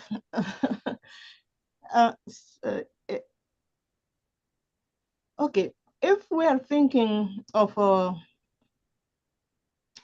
insularity, the university, we just have to look at even here in the global north where we are located, the 4 of us. Insularity is a problem. What I mean by insularity, if I take the example of Niger or Senegal or the Francophone,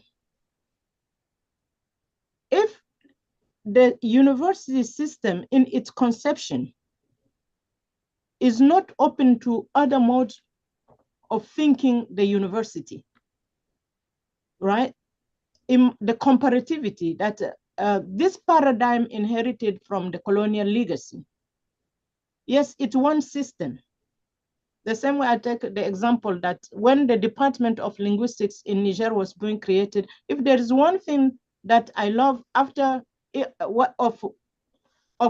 system, the Department of Linguistics in Niger, as opposed to the Department of Linguistics in the Americas, is that the creation of the Department of Linguistics in Niger allowed the possibility of all school of thought to be foundational, to be part of the foundational training. Whereas if you come, for instance, in the American setting where I have been, the generative model is the predominant. So you see, so it does not allow the comparativity to emerge and to allow the flourishing for a long time. So any system, whether it's university or any system, when it's so insular that it does not allow its walls to be porous to allow comparativity, to allow other modes of thinking to come and be in dialogue, to be in translation, then it becomes very difficult for that system to see the possibility that other disciplines outside what is colonially inherited need to take place. This is what, for instance, the Nobel Prize winner, the late Wangari Maathai, in her approach to the Green Belt movement, as a biologist, plant biologist returning to Africa, see what has happened to the forest, the deforestation.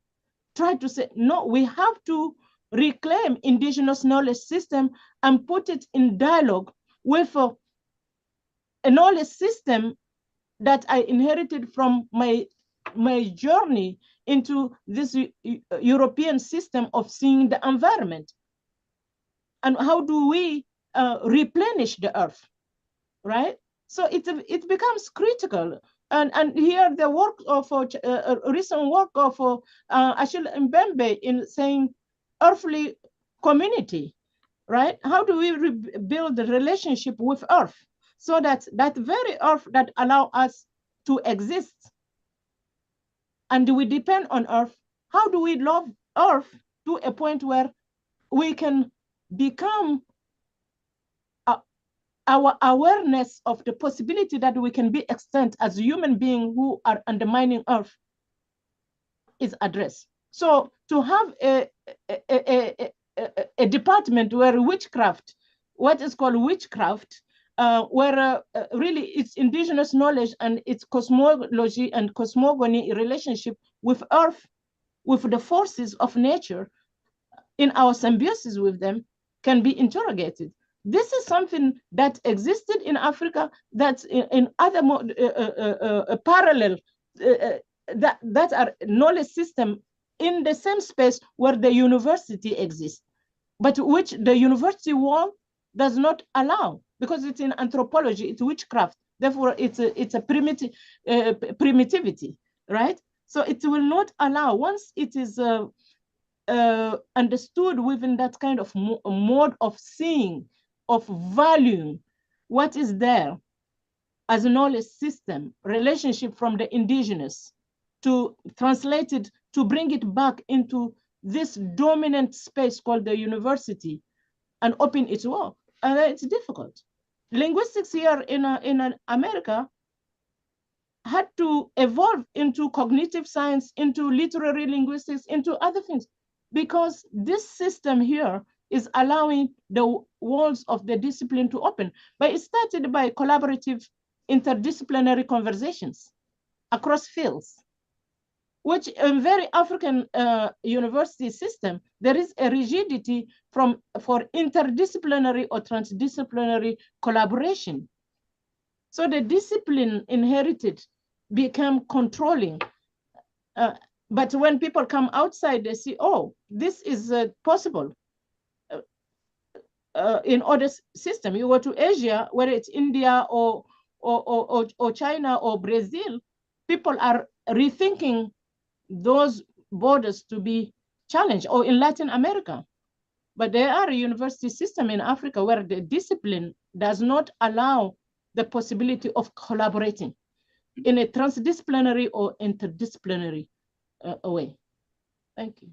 If we think of universities as both public and as private, and ask that same question about about production of knowledge, but the production of esoteric knowledge, or the production of some narrower field of knowledge, the question that highlights, if I say a private versus a public university, the question could be, who is paying for this production of, who's paying for this canon, who's paying for this discipline, who's paying for the work, who's paying these teachers? We can find the people who can teach it and the students to study it.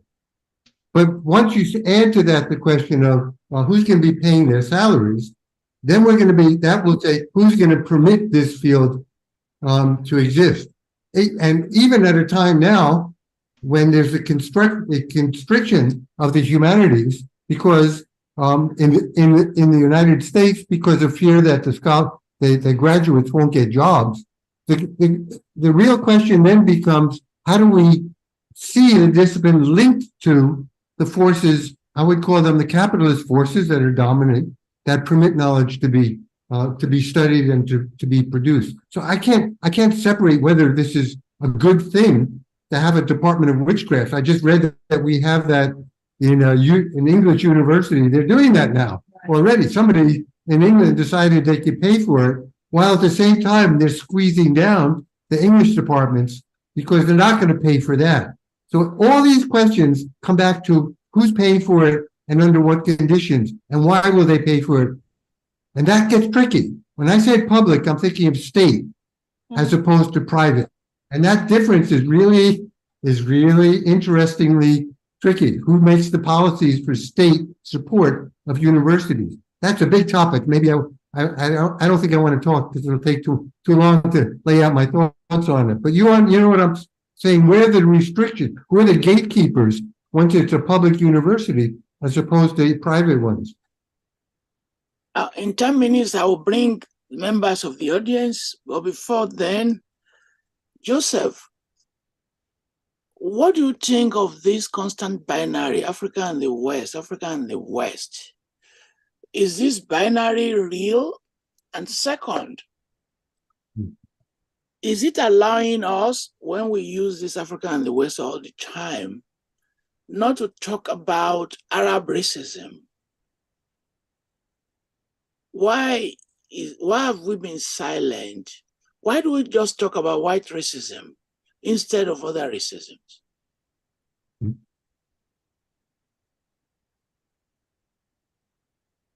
Unmute, Richard.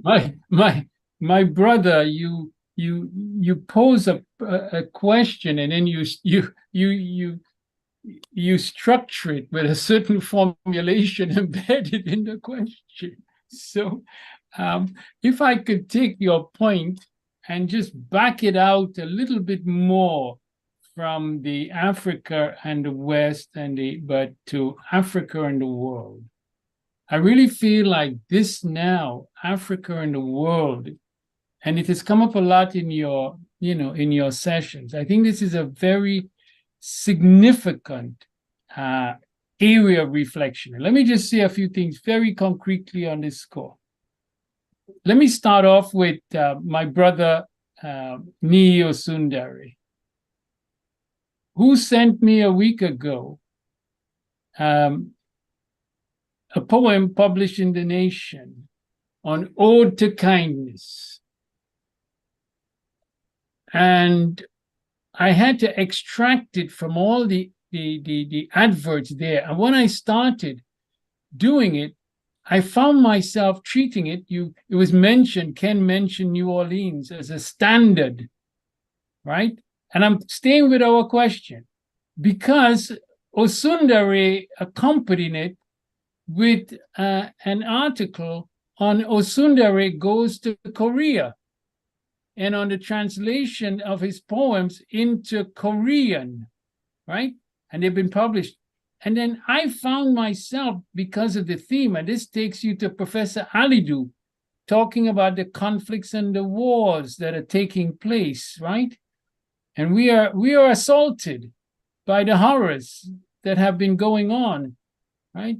But it also had on the continent, Ethiopia and Sudan, Ukraine and so on. Why am I saying this? I am saying this because, let me just take this very concrete example of how Africa and the world has always been, Africa has always been there present. They're going back to Byzantium. You have European modern art, which is very much so much Africa in its core. So this is something, this awareness of it.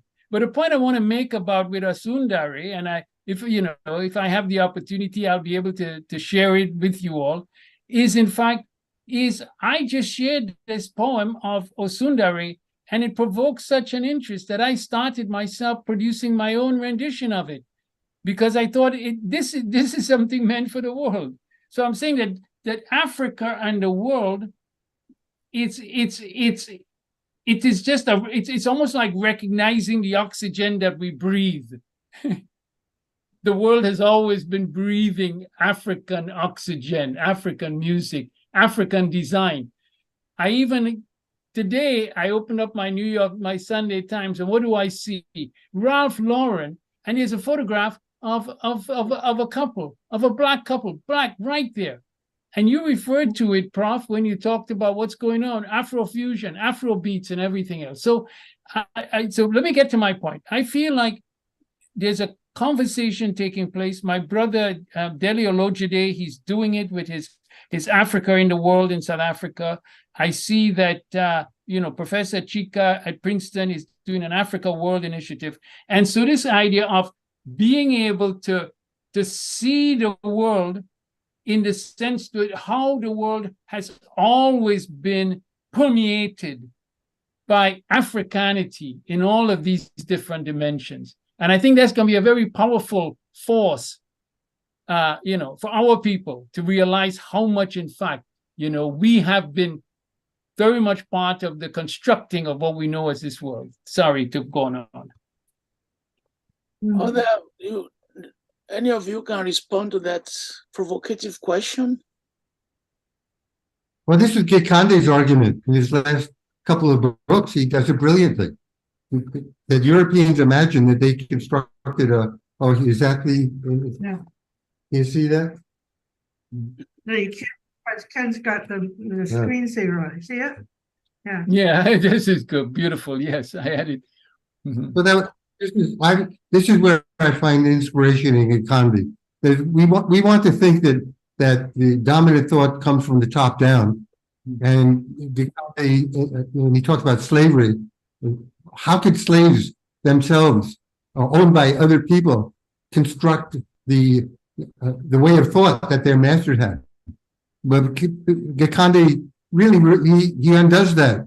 He makes the argument, in fact, that as Africans came out into the world, they're not simply as slaves, but in whatever form, in Kenyatta going to England with anthropology and so on, that they were shaping, in fact, they were collaborative in the shaping of the way that the Europeans not only thought of Africans, but that led to the way that Europeans came to think of themselves.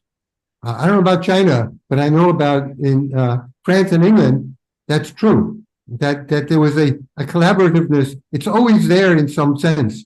At times it gets diminished, like in the painting of Olympia, where there's the black woman is holding the shade or whatever in the background, but she's there. There's an awareness of that look and of that presence, which is there going back for hundreds of years in the European culture.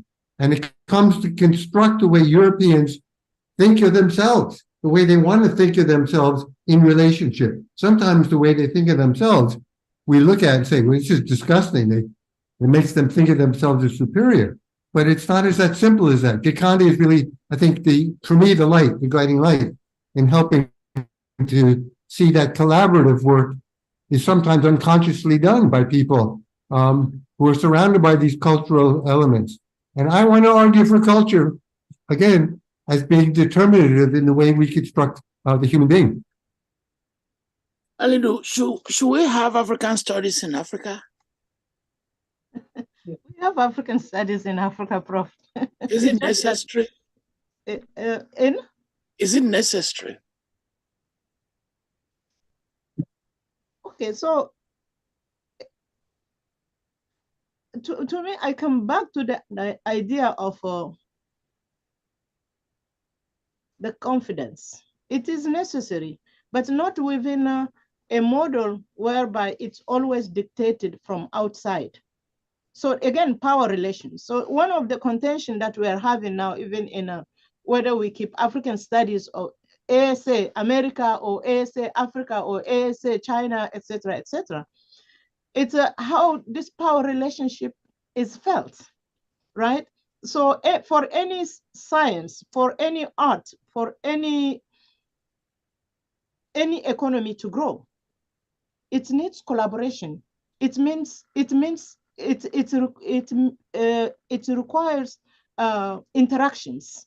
It's exchange for growth to take place. Biodiversity is a fundamental, and for biodiversity to happen in any system of knowledge production, it requires that we see how symbiosis takes place. So to say we will have African studies in the global north, where Africa on the continent is not participant in it in an equal term, to me, I find it very problematic. So which means that we're going only to create a space where the global north or the global south, the BRICS, will be going to Africa to do African studies. It becomes extractive, where in Africa, nothing is happening. So we are not building the confidence of the younger generation to have a space where they are participating as equal. So that relationship that we are trying to avoid of travels to Africa to do African studies, where in Africa themselves, nothing is taking place, becomes very problematic. And I do understand colleagues on the continent who are saying this relationship is not working. Again, because it comes back to the issues of funding. So when knowledge production is commodified, Yeah, so it's what Professor Harrow and Professor Joseph were talking about. Are we talking about the university in its etymological and its historical foundation, that the space where any type of knowledge with academic freedom and resources can be poured? Or are we talking about the university as now a space of commodification of knowledge, whereby then who injects in what type of science determines what goes on? So if you take an example is provided. In England, people are interested in witchcraft, they fund. So capital determines now the future of which discipline will matter, right? The humanities and social sciences in the global north are being eroded. Whereas, for instance, in Sarja at the Africa Institute, there are resources, it's open. You open African languages, you have hundreds of students enrolling in African languages. And this is the Africa Institute at Sarja in the United Arab Emirates, right? This is a bold move to say we are not in a unipolar world defined by power relationship in one directional way. Now, it's not only multipolarity, it is multiplex, where the world has to be in interaction, and Africa has to have the confidence to say, to determine the terms of engagement. And I think if it is important for Africa, the Africans there on the continent or in the diaspora will develop partnership, because I do not believe in isolationism, will contribute to anybody on an ethical ground who is committed to making this work for Africa on Africa's own terms. But Africa has to build its own confidence that this is necessary for Africa. It's not for other world to determine that for Africa. Thank you. I now want to invite the members of the audience to pose their questions, make their comments. When I know the number who want to ask the questions, I will now allocate time. If you are many, then I will reduce your time. If you are not many, I will give you as much time as you want. Jacqueline Bettel from the University of Wisconsin, University of Madison, Wisconsin, or Wisconsin-Madison. Jackie, please pose your question or make your comments. Thank you so much, Professor. I have very much enjoyed this conversation. My Please, question. Can you put her on, please? Can you hear me? We can hear you, but Okay, thank you so much, Prof. To put you on. Is your video on? No, but I'm still at home. Okay, I can leave it go off. ahead. Go ahead. Okay, thank you so much for this enlightening conversation. My question is for Professor Richard Joseph. As someone who focuses on Cameroonian history, I could not help myself during your conversation. So my question for you is, when we think about knowledge production, if we use Cameroon as a case study, how have issues of gender, generation, and language shaped how we understand Cameroonian history today? I think about, for example, Rose Ndange, who's at York, who's looking at decolonization in Cameroon through feminist lenses and opening up a whole new world on how we understand this movement. Thank you so much. You can answer later. Later. Go Professor on. You can bring others on. Yes, yeah, I can bring just write down the questions, Professor Shundari. Go ahead, sir.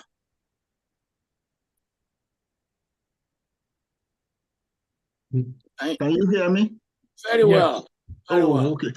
Yes, let me begin again by thanking you, Tony, for doing what you've done many times before. Really getting us to talk about these issues, but with a deep historical background. If I remember properly, about 4 or 5 weeks ago, we were here really absorbing the experiences of pioneers such as Beth Linfors and Ernest Emeyon, as far as the founding and the maturation and the enduring nature of the African Literature Association is concerned. My sister, Professor Alidou, has done a great job here. In fact, what you did in the first 2 minutes is very similar to what we call Ijuba in Yoruba, that is paying homage, right tribute to those who are really worth it. Professor Joseph, Professor Harrow, thank you very much. Is it a question? Just very, very briefly. I just want to say that today, when we attend the African Studies Association meeting, one we do towards the end of every year, and we see the crowd, it will appear as if many of us don't always remember that it did not start that way. I just want to historicize this a little bit. African Studies Association and its associate, African Literature Association, didn't just spring from a vacuum. They were part and parcel of Africa's struggle for liberation. In the 1970s, we are talking about, South Africa was still in the chains of the apartheid system. We were wondering whether to call what we now call Zimbabwe, whether it should be Zimbabwe, Rhodesia, or Rhodesia, Zimbabwe. Angola was not free, Mozambique was not free, and the lingering impact of racism was also everywhere. Many people still believing that it was not possible to be an African and be intelligent. And then African Studies program. I still remember somebody asking me, was it in 1976? Yeah, just tell me, what would you talk about when you go to this African Studies things? That is there anything about Africa really that you should study? Not far from there was another colleague who was a professor of literature and was wondering what Chinua Achebe really did. Was he a historian or an anthropologist?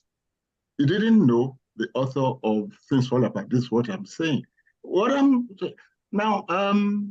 I believe very much that if you don't praise virtue, you are creating an avenue for vice to thrive. The two gentlemen you have brought to us today have done a lot for African studies. They were there at the beginning, as it were.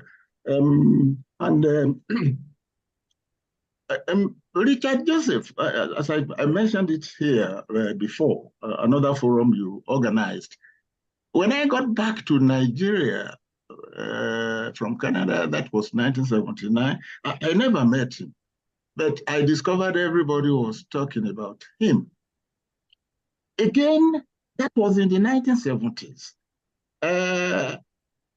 Nigeria was in the maelstrom of military dictatorship.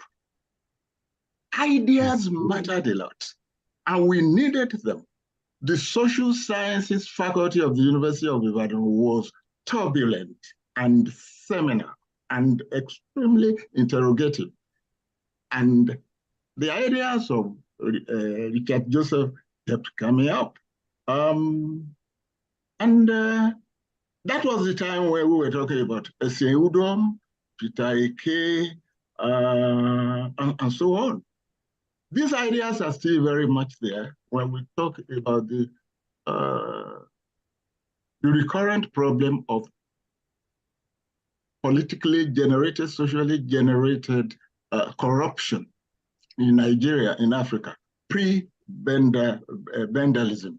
What I'm mentioning this because it is important for us to know this. It was more or less the same with Professor Harrow and his colleagues.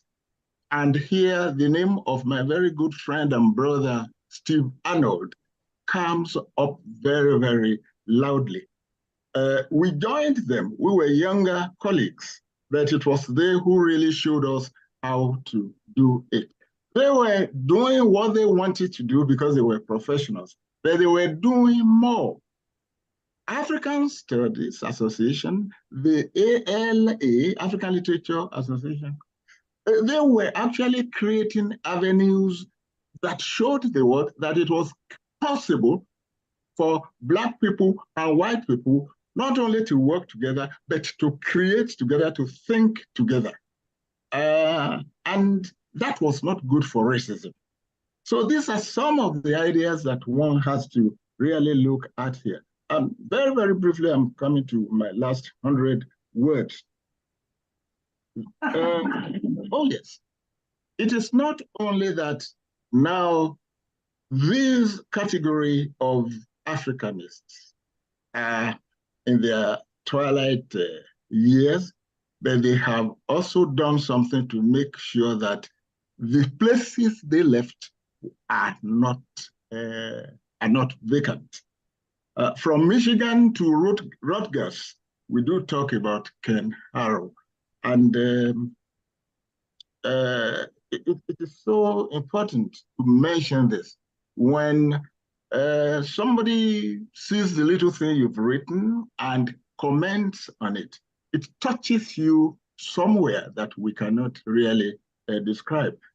So the two men you've brought have done so much for us. And it is not the books they've written, and these books are important. It is also the way they have validated us, fortified our faith in ourselves. We succeed from inside, we also fail from inside. It's always good to say, oh yeah, somebody there is there. I can do what he's doing, or he has a word or two to say about what I have been doing. And finally, the gate and the fence, powerful metaphors. They have remained our gates. The ones that open the door for us, instead of being the barbed fence and the wall and the gulf that separate us from the rest of the world. Finally, thank you very much for the questions you've been asking. Some of them are very wicked. I want to ask you a question. I want to ask you a question before you go. Questions for you. So 2021, I will call it one of the best years for African literature. We cleared all the major prizes, from the Nobel to everything. So what configuration produced that, and what projection can you make the possibility of repeating that 2021 achievement? That's one question. 2021? Yes. Africans cleared all the major prizes that year. Oh, what created that? Yeah. Well, I think that was the kind of success that could not have happened in 1 week, or that could have happened as a result of the efforts we've made in 2 years or 3 years or so.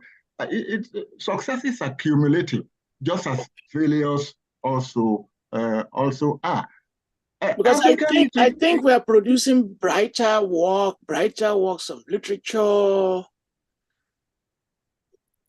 Yeah, we're producing good writing, there is no doubt.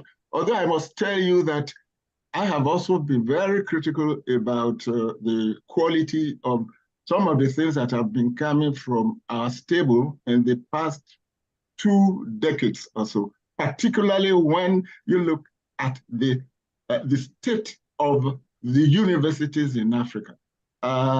Many of them are not as strongly staffed as they used to be in the past. And we all know that the quality of students is to a very large extent, a measure of the quality of the teachers that have taught them. I'm asking myself, the Josephs, the Harrows, and so on, yeah, they've gone. Have we been really able to replace them the way we would have liked? We are making progress, but I think it is possible for us better. And this is what takes me to the last thing I was going to say. Actually, this is one area that has taken my concentration for some time now, and I'm working on a book on it. The present situation, we're not present, ongoing, of what we call it relocation. I call it dislocation. What is the diaspora doing to home to native Africa? When we talk now about African literature and where it is created, where the theories are generated, where the critical practices are, where are they? There was a time these things used to happen in Africa. More and more and more now, they happen outside the continent. What is this doing to the continent itself? Like you, I'm not far from home. Virtually every young person I meet is looking for ways, is actually asking me, how can you help me? I want to get out of this system. It worries me. It makes my heart sore. How can a continent develop when the best of our parents are living and they're not looking back?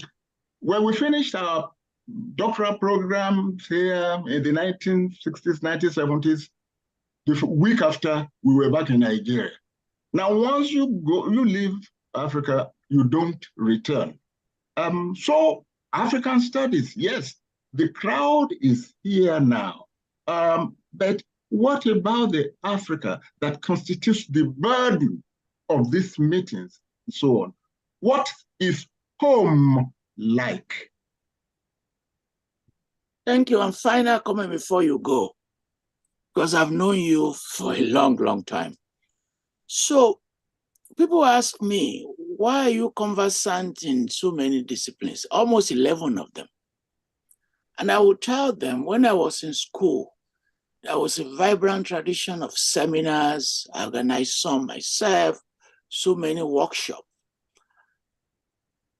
I can go to Ibadan, finish the seminar in 7, drive to Ife. Nobody will ever do that anymore. And what was driving me is, how will I participate in the seminar on literature? I don't read literature. I will force myself to go and read them. Why will I attend a Luko Onimode seminar without knowing economics? I will go ahead and read them. Then from that community engagement, I began to know archaeology, anthropology, and literature, and economics. And I was wondering, is there a way to revive that kind of tradition? Because when people ask me, are you able to write on Achebe or write on values? I said, this thing did not just start today. It started from college life, and how I knew if I go to the club, I'm going to meet Dudley there. And he was a very difficult person because he would challenge you vigorously, and it would force me to go and read because I knew I'm going to see him. I will put this down to the interpenetration of two very important forces. One is environmental, the other is personal. And I think we know that the two really operate in a kind of symbiotic way. At the time you're talking about, incidentally, I'm old enough to be a witness to the kind of activities you were talking about. You know, I often tease you. I don't think, unless you were outside the country, one way or another, in no 2 weeks passed without your making your trip between Ibadan and between Ife, where you were teaching, and Ibadan. Yes. So you were everywhere. You were observing all those experiences. That's one. But you were not the only one doing this. This is where the personal aspect also comes into consideration. But basically, our country, Nigeria, in the 1960s, 1970s, 1980s, and up to the first half of the 1990s, was a very, very intellectual, culturally active country, although also politically chaotic. The Ife-Ibadan axis, from the Ife-Ibadan axis to then up to the north, Ahmadu Bello University, then Bayero, then Ilorin, Benin, University of Benin, and University of Nigeria, Nsukka. It was not possible to be in the country at that time, really, and not be influenced by all the things that one was seeing around. But I must say that this did not create a million geniuses. It all depends upon how the individual also absorbs this. You are a historian that is very much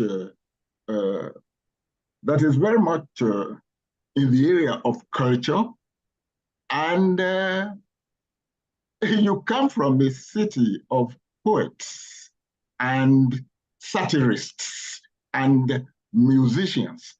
We're talking about Ibadan, the home of Fuji, the home of so many other musical genres.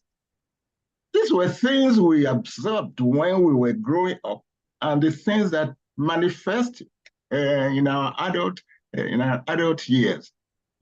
In those days, yes, it was the forces were there that made it possible for us to have these positive achievements. This is why I'm not really satisfied, because these days these things are really not there. They are not not really what they used to be. Well, you to hear Richard Joseph's name, that the social sciences hall, that was a lecture room, that was the largest at the University of Ibadan then. I remember one instance when there was half of the period we spent discussing political corruption in Nigeria, its inevitability, its root, the way it started. It was pre-Bendelism. In fact, there is a guy I still keep pre-Ben, because made it to a Yoruba thing. Many of the people didn't know who the author, who Richard Joseph was, but that idea was there. It was a period when ideas were all over the place, and people knew what it meant to be knowledgeable. Values. The oil boom did something terrible, and military dictatorship completed the wreck. And that is why values are not really the way, they are not now what they used to be. So versatility, what it is called, but versatility doesn't fall from heaven onto your laps. So it depends upon thank you so much. Thank you so much, the great poet.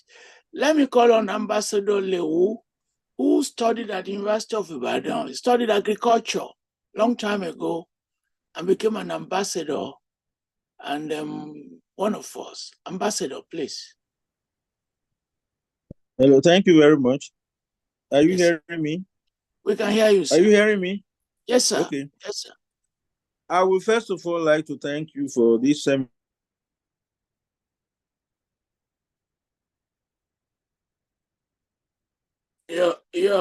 Your system has disappointed us. And also for especially Professor Hello? Hello? We are back, sir. We're listening to you, sir. Yeah, I said I would like to appreciate Professor Alidou, the lady who spoke so well about your first question. Should we study African, should there be any African studies? And the way she analyzed the whole thing is so fantastic. I want to thank her for that. We, unfortunately, since colonialism, people have been changed from their traditional way of thinking to the European way of thinking. And the way to go back to the traditional way of thinking is to study to have studies about the African culture, the African mentality, the African creativity, and so on and so forth. So it's very important that we should have studies about Africa, particularly now that we know that the African creativity has been globalized, either in music or in dance in many parts of the world, both in Africa, in Asia, especially in the US and in Europe. That's why we have Africa in diaspora, and even the Black Americans have portrayed so much about the creativity of the African person. So having studies about Africa is very essential, so that the new generation will not be having colonial mentality in their way of life, but should always respect the dignity of the African person. As regards the area which you mentioned about slavery, which the other discussants like Professor Joseph was trying to avoid because it was too sensitive, it is true that the Arabs took a lot of African slaves from East Africa. How did they build the pyramids in Egypt and Sudan? Is it not by African slaves? We should not deny that. We should be able to come out and say it openly. We should not be shy to say the truth of what has happened. Thank God that, like Professor Alidou said regarding the GDP of Nigeria that has surpassed that of South Africa because of Nollywood. Yes, thank God she mentioned that. That's the creativity of the African person. If we have that type of service industry more and more, we shall be reckoned with in the world. We can even beat the what do you call it, the Hollywood, Hollywood of America. Thank you, Ambassador, because thank you. I have to apologize. The ambassador lived in cosmopolitan cities, returned to his village. He and Julius Nyerere shared that humility in common. Thank you very much. On a small point of correction, we don't have the evidence that slaves built the pyramids. We're still trying to figure that out. Temitope Fagunwa, Osun State University, I think. Your question, please. Greatest, Prof. Thank you. Go ahead. Firstly, I want to thank Prof and also other organizers for the consistency in bringing us this kind of interesting, discussion, particularly around the field of African studies. And I want to say that my own field, African history, seems to be an important component of the field of African studies. I would like to pose an important question to our lead of speakers for today. And it is to say that we have two schools of thought on the direction on what should be the nature and character of the field of African studies. You have the school of thought that think that essentially the field of African studies should be wholly the business of African scholars, that is Africans, Black Africans basically, that if the field of African studies is going to, serve its actual purpose, that it must be constituted, it must be directed, it must be controlled by African scholars, because clearly they understand the experiences upon which African people have gone through. And then you have this school of thought that is convinced that actually the field of African studies should be the business of everybody. It doesn't really matter where you're coming from. You're an Asian, you're Japanese, you're a European, you're a Latin American. It doesn't really matter that, African studies should be the business of everyone. And I think, you have at a point in time, Philip Cotton, who wrote a book, a journal article, which entitled Ghettoizing African History, as a way of stressing the fact that African history stands the risk of being ghettoized if it's actually been left under the control of Africans. Philip Cotton said this. You've made your point, and the panelists have they will respond to that. They're writing down these questions. It's on a small point of correction. Cotton is not a journal essay. It was written in the Chronicle of Higher Education. And the word will never come when one society would not study another society. As Alidou said, for a wide variety of reasons. But I will let them respond. Samson Afolabi, please introduce yourself. Thank you. Yes, please, go ahead. I'm Samson Afolabi. Go ahead, sir. Go ahead, sir. Nigeria.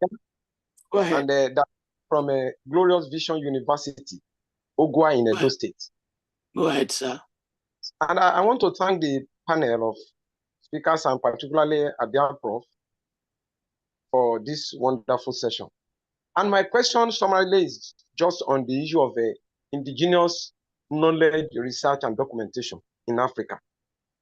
Because I come to discover, not only from literature, from even my personal research work on the field, that body of knowledge in African context, in terms of in the medical area, health-related area, education, agriculture, there are body of knowledges that are purely African, purely traditional, purely local to us, that are very, very relevant. My question is just to get the thoughts of this panel of speakers and their prof on this issue of research and documentation. Doing the research, getting the empirical issues separate, but also the documentation. Because I come to discover that some of these indigenous knowledge, they are there. The custodians, some of them are still alive, but largely documented. So that is just my question. Thank you. Take on that, sir? Yes, sir. Yeah, your question is understood. And a small point of correction, where I don't think we've done sufficient work on that which is traditional either. Because part of what we call traditional, some of them are the consequences of the Atlantic slave trade. And when we break many of these things down, we need to do a lot of work. That work has actually not started, because we need to break it down. What is it that we call this traditional? If you go to Ijebu people, they will say gari, cassava is their main food. True, but that came from Brazil. Olayinka Agbetui, formerly of Indiana, is a Yoruba prince and a literature person, living in London. Agbetui, are you still living in London? Yes, Professor Falola, thank you very much. Yeah. I have a few comments, mainly one question. And the question is to Professor Harrow, and it is to deal with his approach to evaluating African literature. And he said at about, well, he and I came into African literature about the same time, even though he came at a higher level.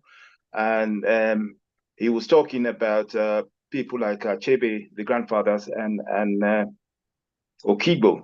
I happen to personally have a 40-year interest in Okigbo. I think, to my knowledge, I'm the only one who has fully translated Labyrinth into Yoruba up to today. I've discussed that, I think, with him on a forum. But what I want to say is, does he think that Sunday Adnosi's take on the Labyrinths did justice to that poem? Can you explain what Sunday Adnosie say? Can you explain that to our audience? Well, the title of his book The title of his book is Structural, The Critical Polemics. That's the title of the book. That is the structure of the poem that does justice rather than the message of in the thematic preoccupation of a work of art. And so once you explain the structure, that is where it should end. That is what many people thought he said. I actually read this. I remember very well at the University of Ibadan Library. And yes, I was a bit confused by the way he ended it. And I wanted him, because he said he used, that's why I'm calling him now, he used some of these Western theoretical backings to explain African literature because he didn't want to see them as ethnographic pieces, but as works of art. And does that work by Anozie do justice? I have done it. I have translated it into Yoruba fully with critical comments. And I know that the message itself stands apart. And how does that approach actually get the reader and the student to understand it? I understand also very well, Professor Ousseina did one of his poems on how everybody among his students got frustrated by labyrinths because of the language of the author. And well, I was able to, because I sat through with great patience as a literary person, and I pieced everything together, unpacked it and repacked it. So I want him to answer that. I also want to respond to the moderator's idea of a Department of Kinship and whether we should have African Studies Association, African Studies departments in Africa. We should have African Studies department because we have European Studies department in Britain. Just because it's the whole of Europe doesn't mean it's one cultural monolith. So you have to distinguish between each of the African cultures. It's just a general name, the word Africa, which was given to area which is around Libya. That is not the whole of different African cultures. So I will just try to minimize that. And final comment is that some of the things that we speak about today has been answered by the creation of the Cultural Studies Department, intercultural linkages within the different departments. We must remember that during the classical times, what we call science today was actually called literature. Then after that, around the 19th century, early modern period, as a world historian, I know it became differentiated into various branches following the work of Isaac Newton, physics, chemistry, and biology. And then later on, biology differentiated into psychology and psychoanalysis, or all of these areas I have specialized in myself. And so, yes, we can repackage disciplines, we can realign disciplines. Thank you very much, Mr. Moderator. Thank you, Prince Abutui. Mary Kinyajul, I apologize if I do not pronounce your name very well. Mary Kinyajul, where are you calling from? I'm calling from Arizona. Arizona, that's good. Yeah, in Phoenix. Thank you. I'm Kenyan, but relocated here, and I'm actually looking for a job. I must say that this discussion is timely and relevant because we are at the crossroads where the African universities used to depend a lot on foreign donor funding is drying up, and the African universities are trying to reinvent themselves. At least the African university I worked in was a research institute which was very donor dependent, and it is trying to reinvent itself. That aside, I must say that when I went to study in Cambridge University, the first thing that caught me was what I would call a discourse cultural shock, because I had read a lot about modernization, peasants, and dependency theories.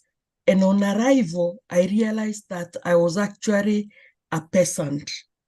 And I would watch people going to the coffee machine to take coffee. And I had picked coffee for a long time. And I would wonder if this coffee that kept people awake and the peasants in my country were not being paid, how can we make the economy more fair? and that I conceptualized the theme of my book, Coffee Time. So my interest in the African studies is how we can have an Africana economy perspective. And that's what I have been searching for. And I started by reading the work of Du Bois and his group economies. I read the work of Gordon Jessica, looking for cooperatives, and Hussein.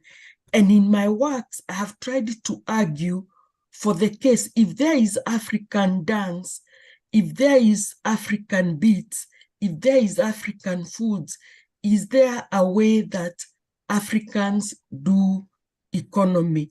And that's what I've been trying to see in African studies here in the US. And I guess that's why my applications have not been going through, because I've been arguing that there is an African way of doing economy. And when I was offered a chance to teach at Mount Holyoke College, I realized that what is called informal economy is in Haiti, it is in Jamaica, it is in the Caribbean.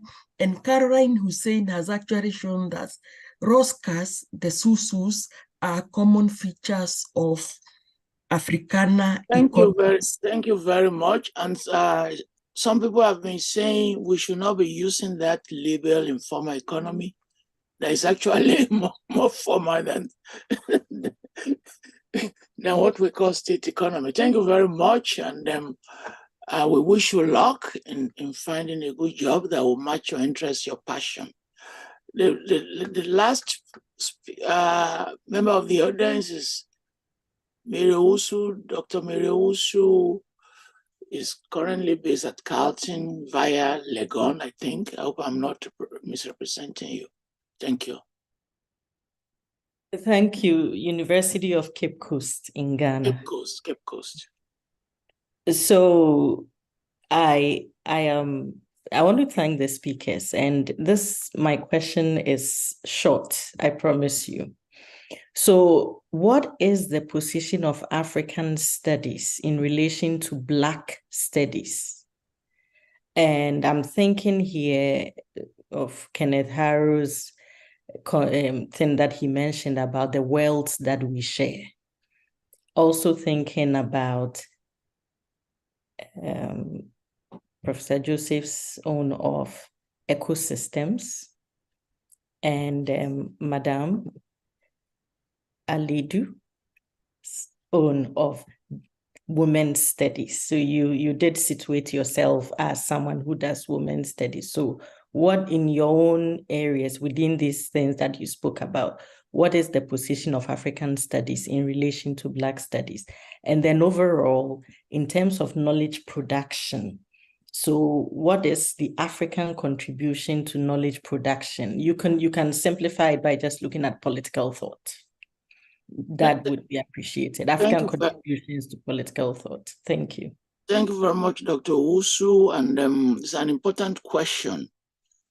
And I think we will need a special panel in future to talk about African studies, Black studies, because where they combine them, Africa becomes marginal. And sometimes there's a lot of tension in that combination. Well, I will give the members of the panelists to do two things. One, respond to any question of your interest and make your closing remark so that you only speak one time. Any of you can go. Any question of your interest or any comment, respond to them and make your closing remarks.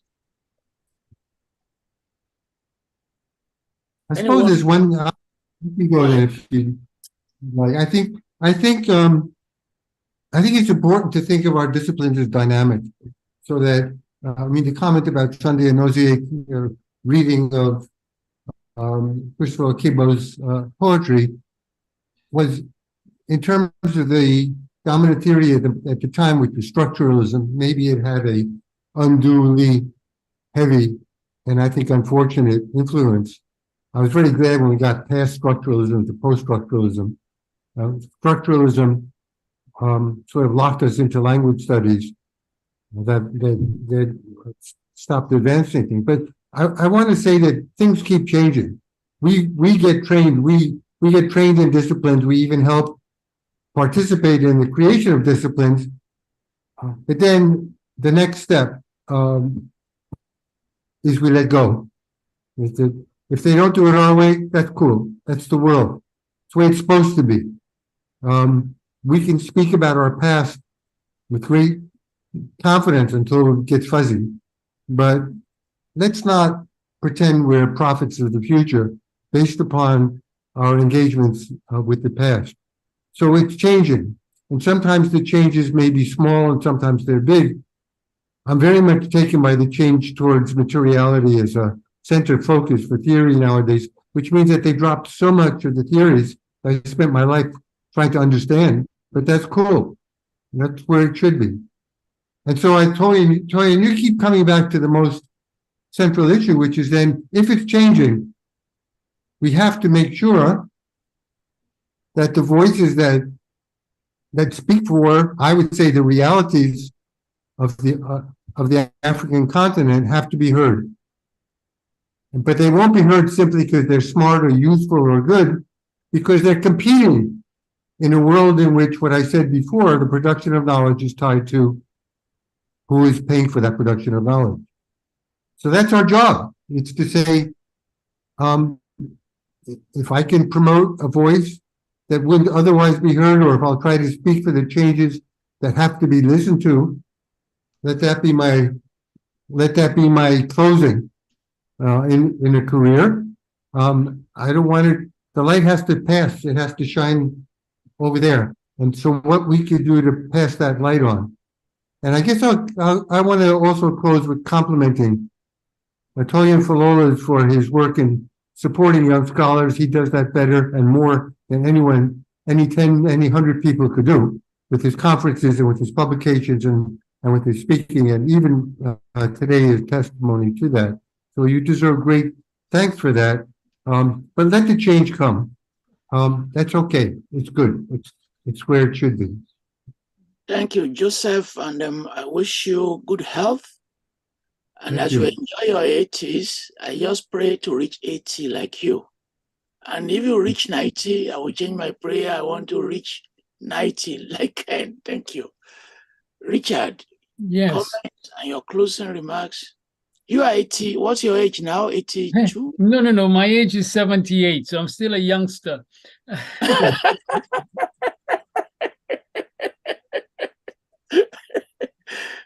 Yes. Okay. So, no, my closing remarks is, just thinking of this particular period that we're in right now, this particular global period we're in now, and Africa in that particular period. I have been addressing that issue that, some real rethinking involving the continent must take place, and that it needs to involve not only people who define themselves in terms of African studies and Africanness and so on, but it also has to call on people from other disciplines. I'm giving a talk on my campus there, and I'll share it with you, Prof, on December 8th on reimagining Africa, and we'll be able to share that with our colleagues. So I really feel like this, and this is why your program has been so important, because you have really done what I am suggesting needs to be done, that we need to be able to bring people from a lot of different disciplines, a lot of different, even from different cultures, and let there have, much sort of richer conversations taking place. So I think we need to just continue. I think it's happening. I think in a number of sites, it's not necessarily taking place in these, I remember Tandika Makandawire some time ago saying to me, that coming to the US, for example, and always hearing about an African studies this and the other, and then getting there and realizing, well, it wasn't really a very substantial or significant entity. And sometimes it has become, sort of just, like I said, enclaves within those systems. So I think this is a time in which we need to build what is currently understood as African studies, but I also think we need to widen the sphere. We need to bring more people from more disciplines into that conversation. Thank you. Thank you. Professor Alidou. Thank you, Oga Professor Falola, for giving us the opportunity to come together to celebrate both Professor Ken Harrow and Professor Richard Joseph, and in the same process, give us an opportunity to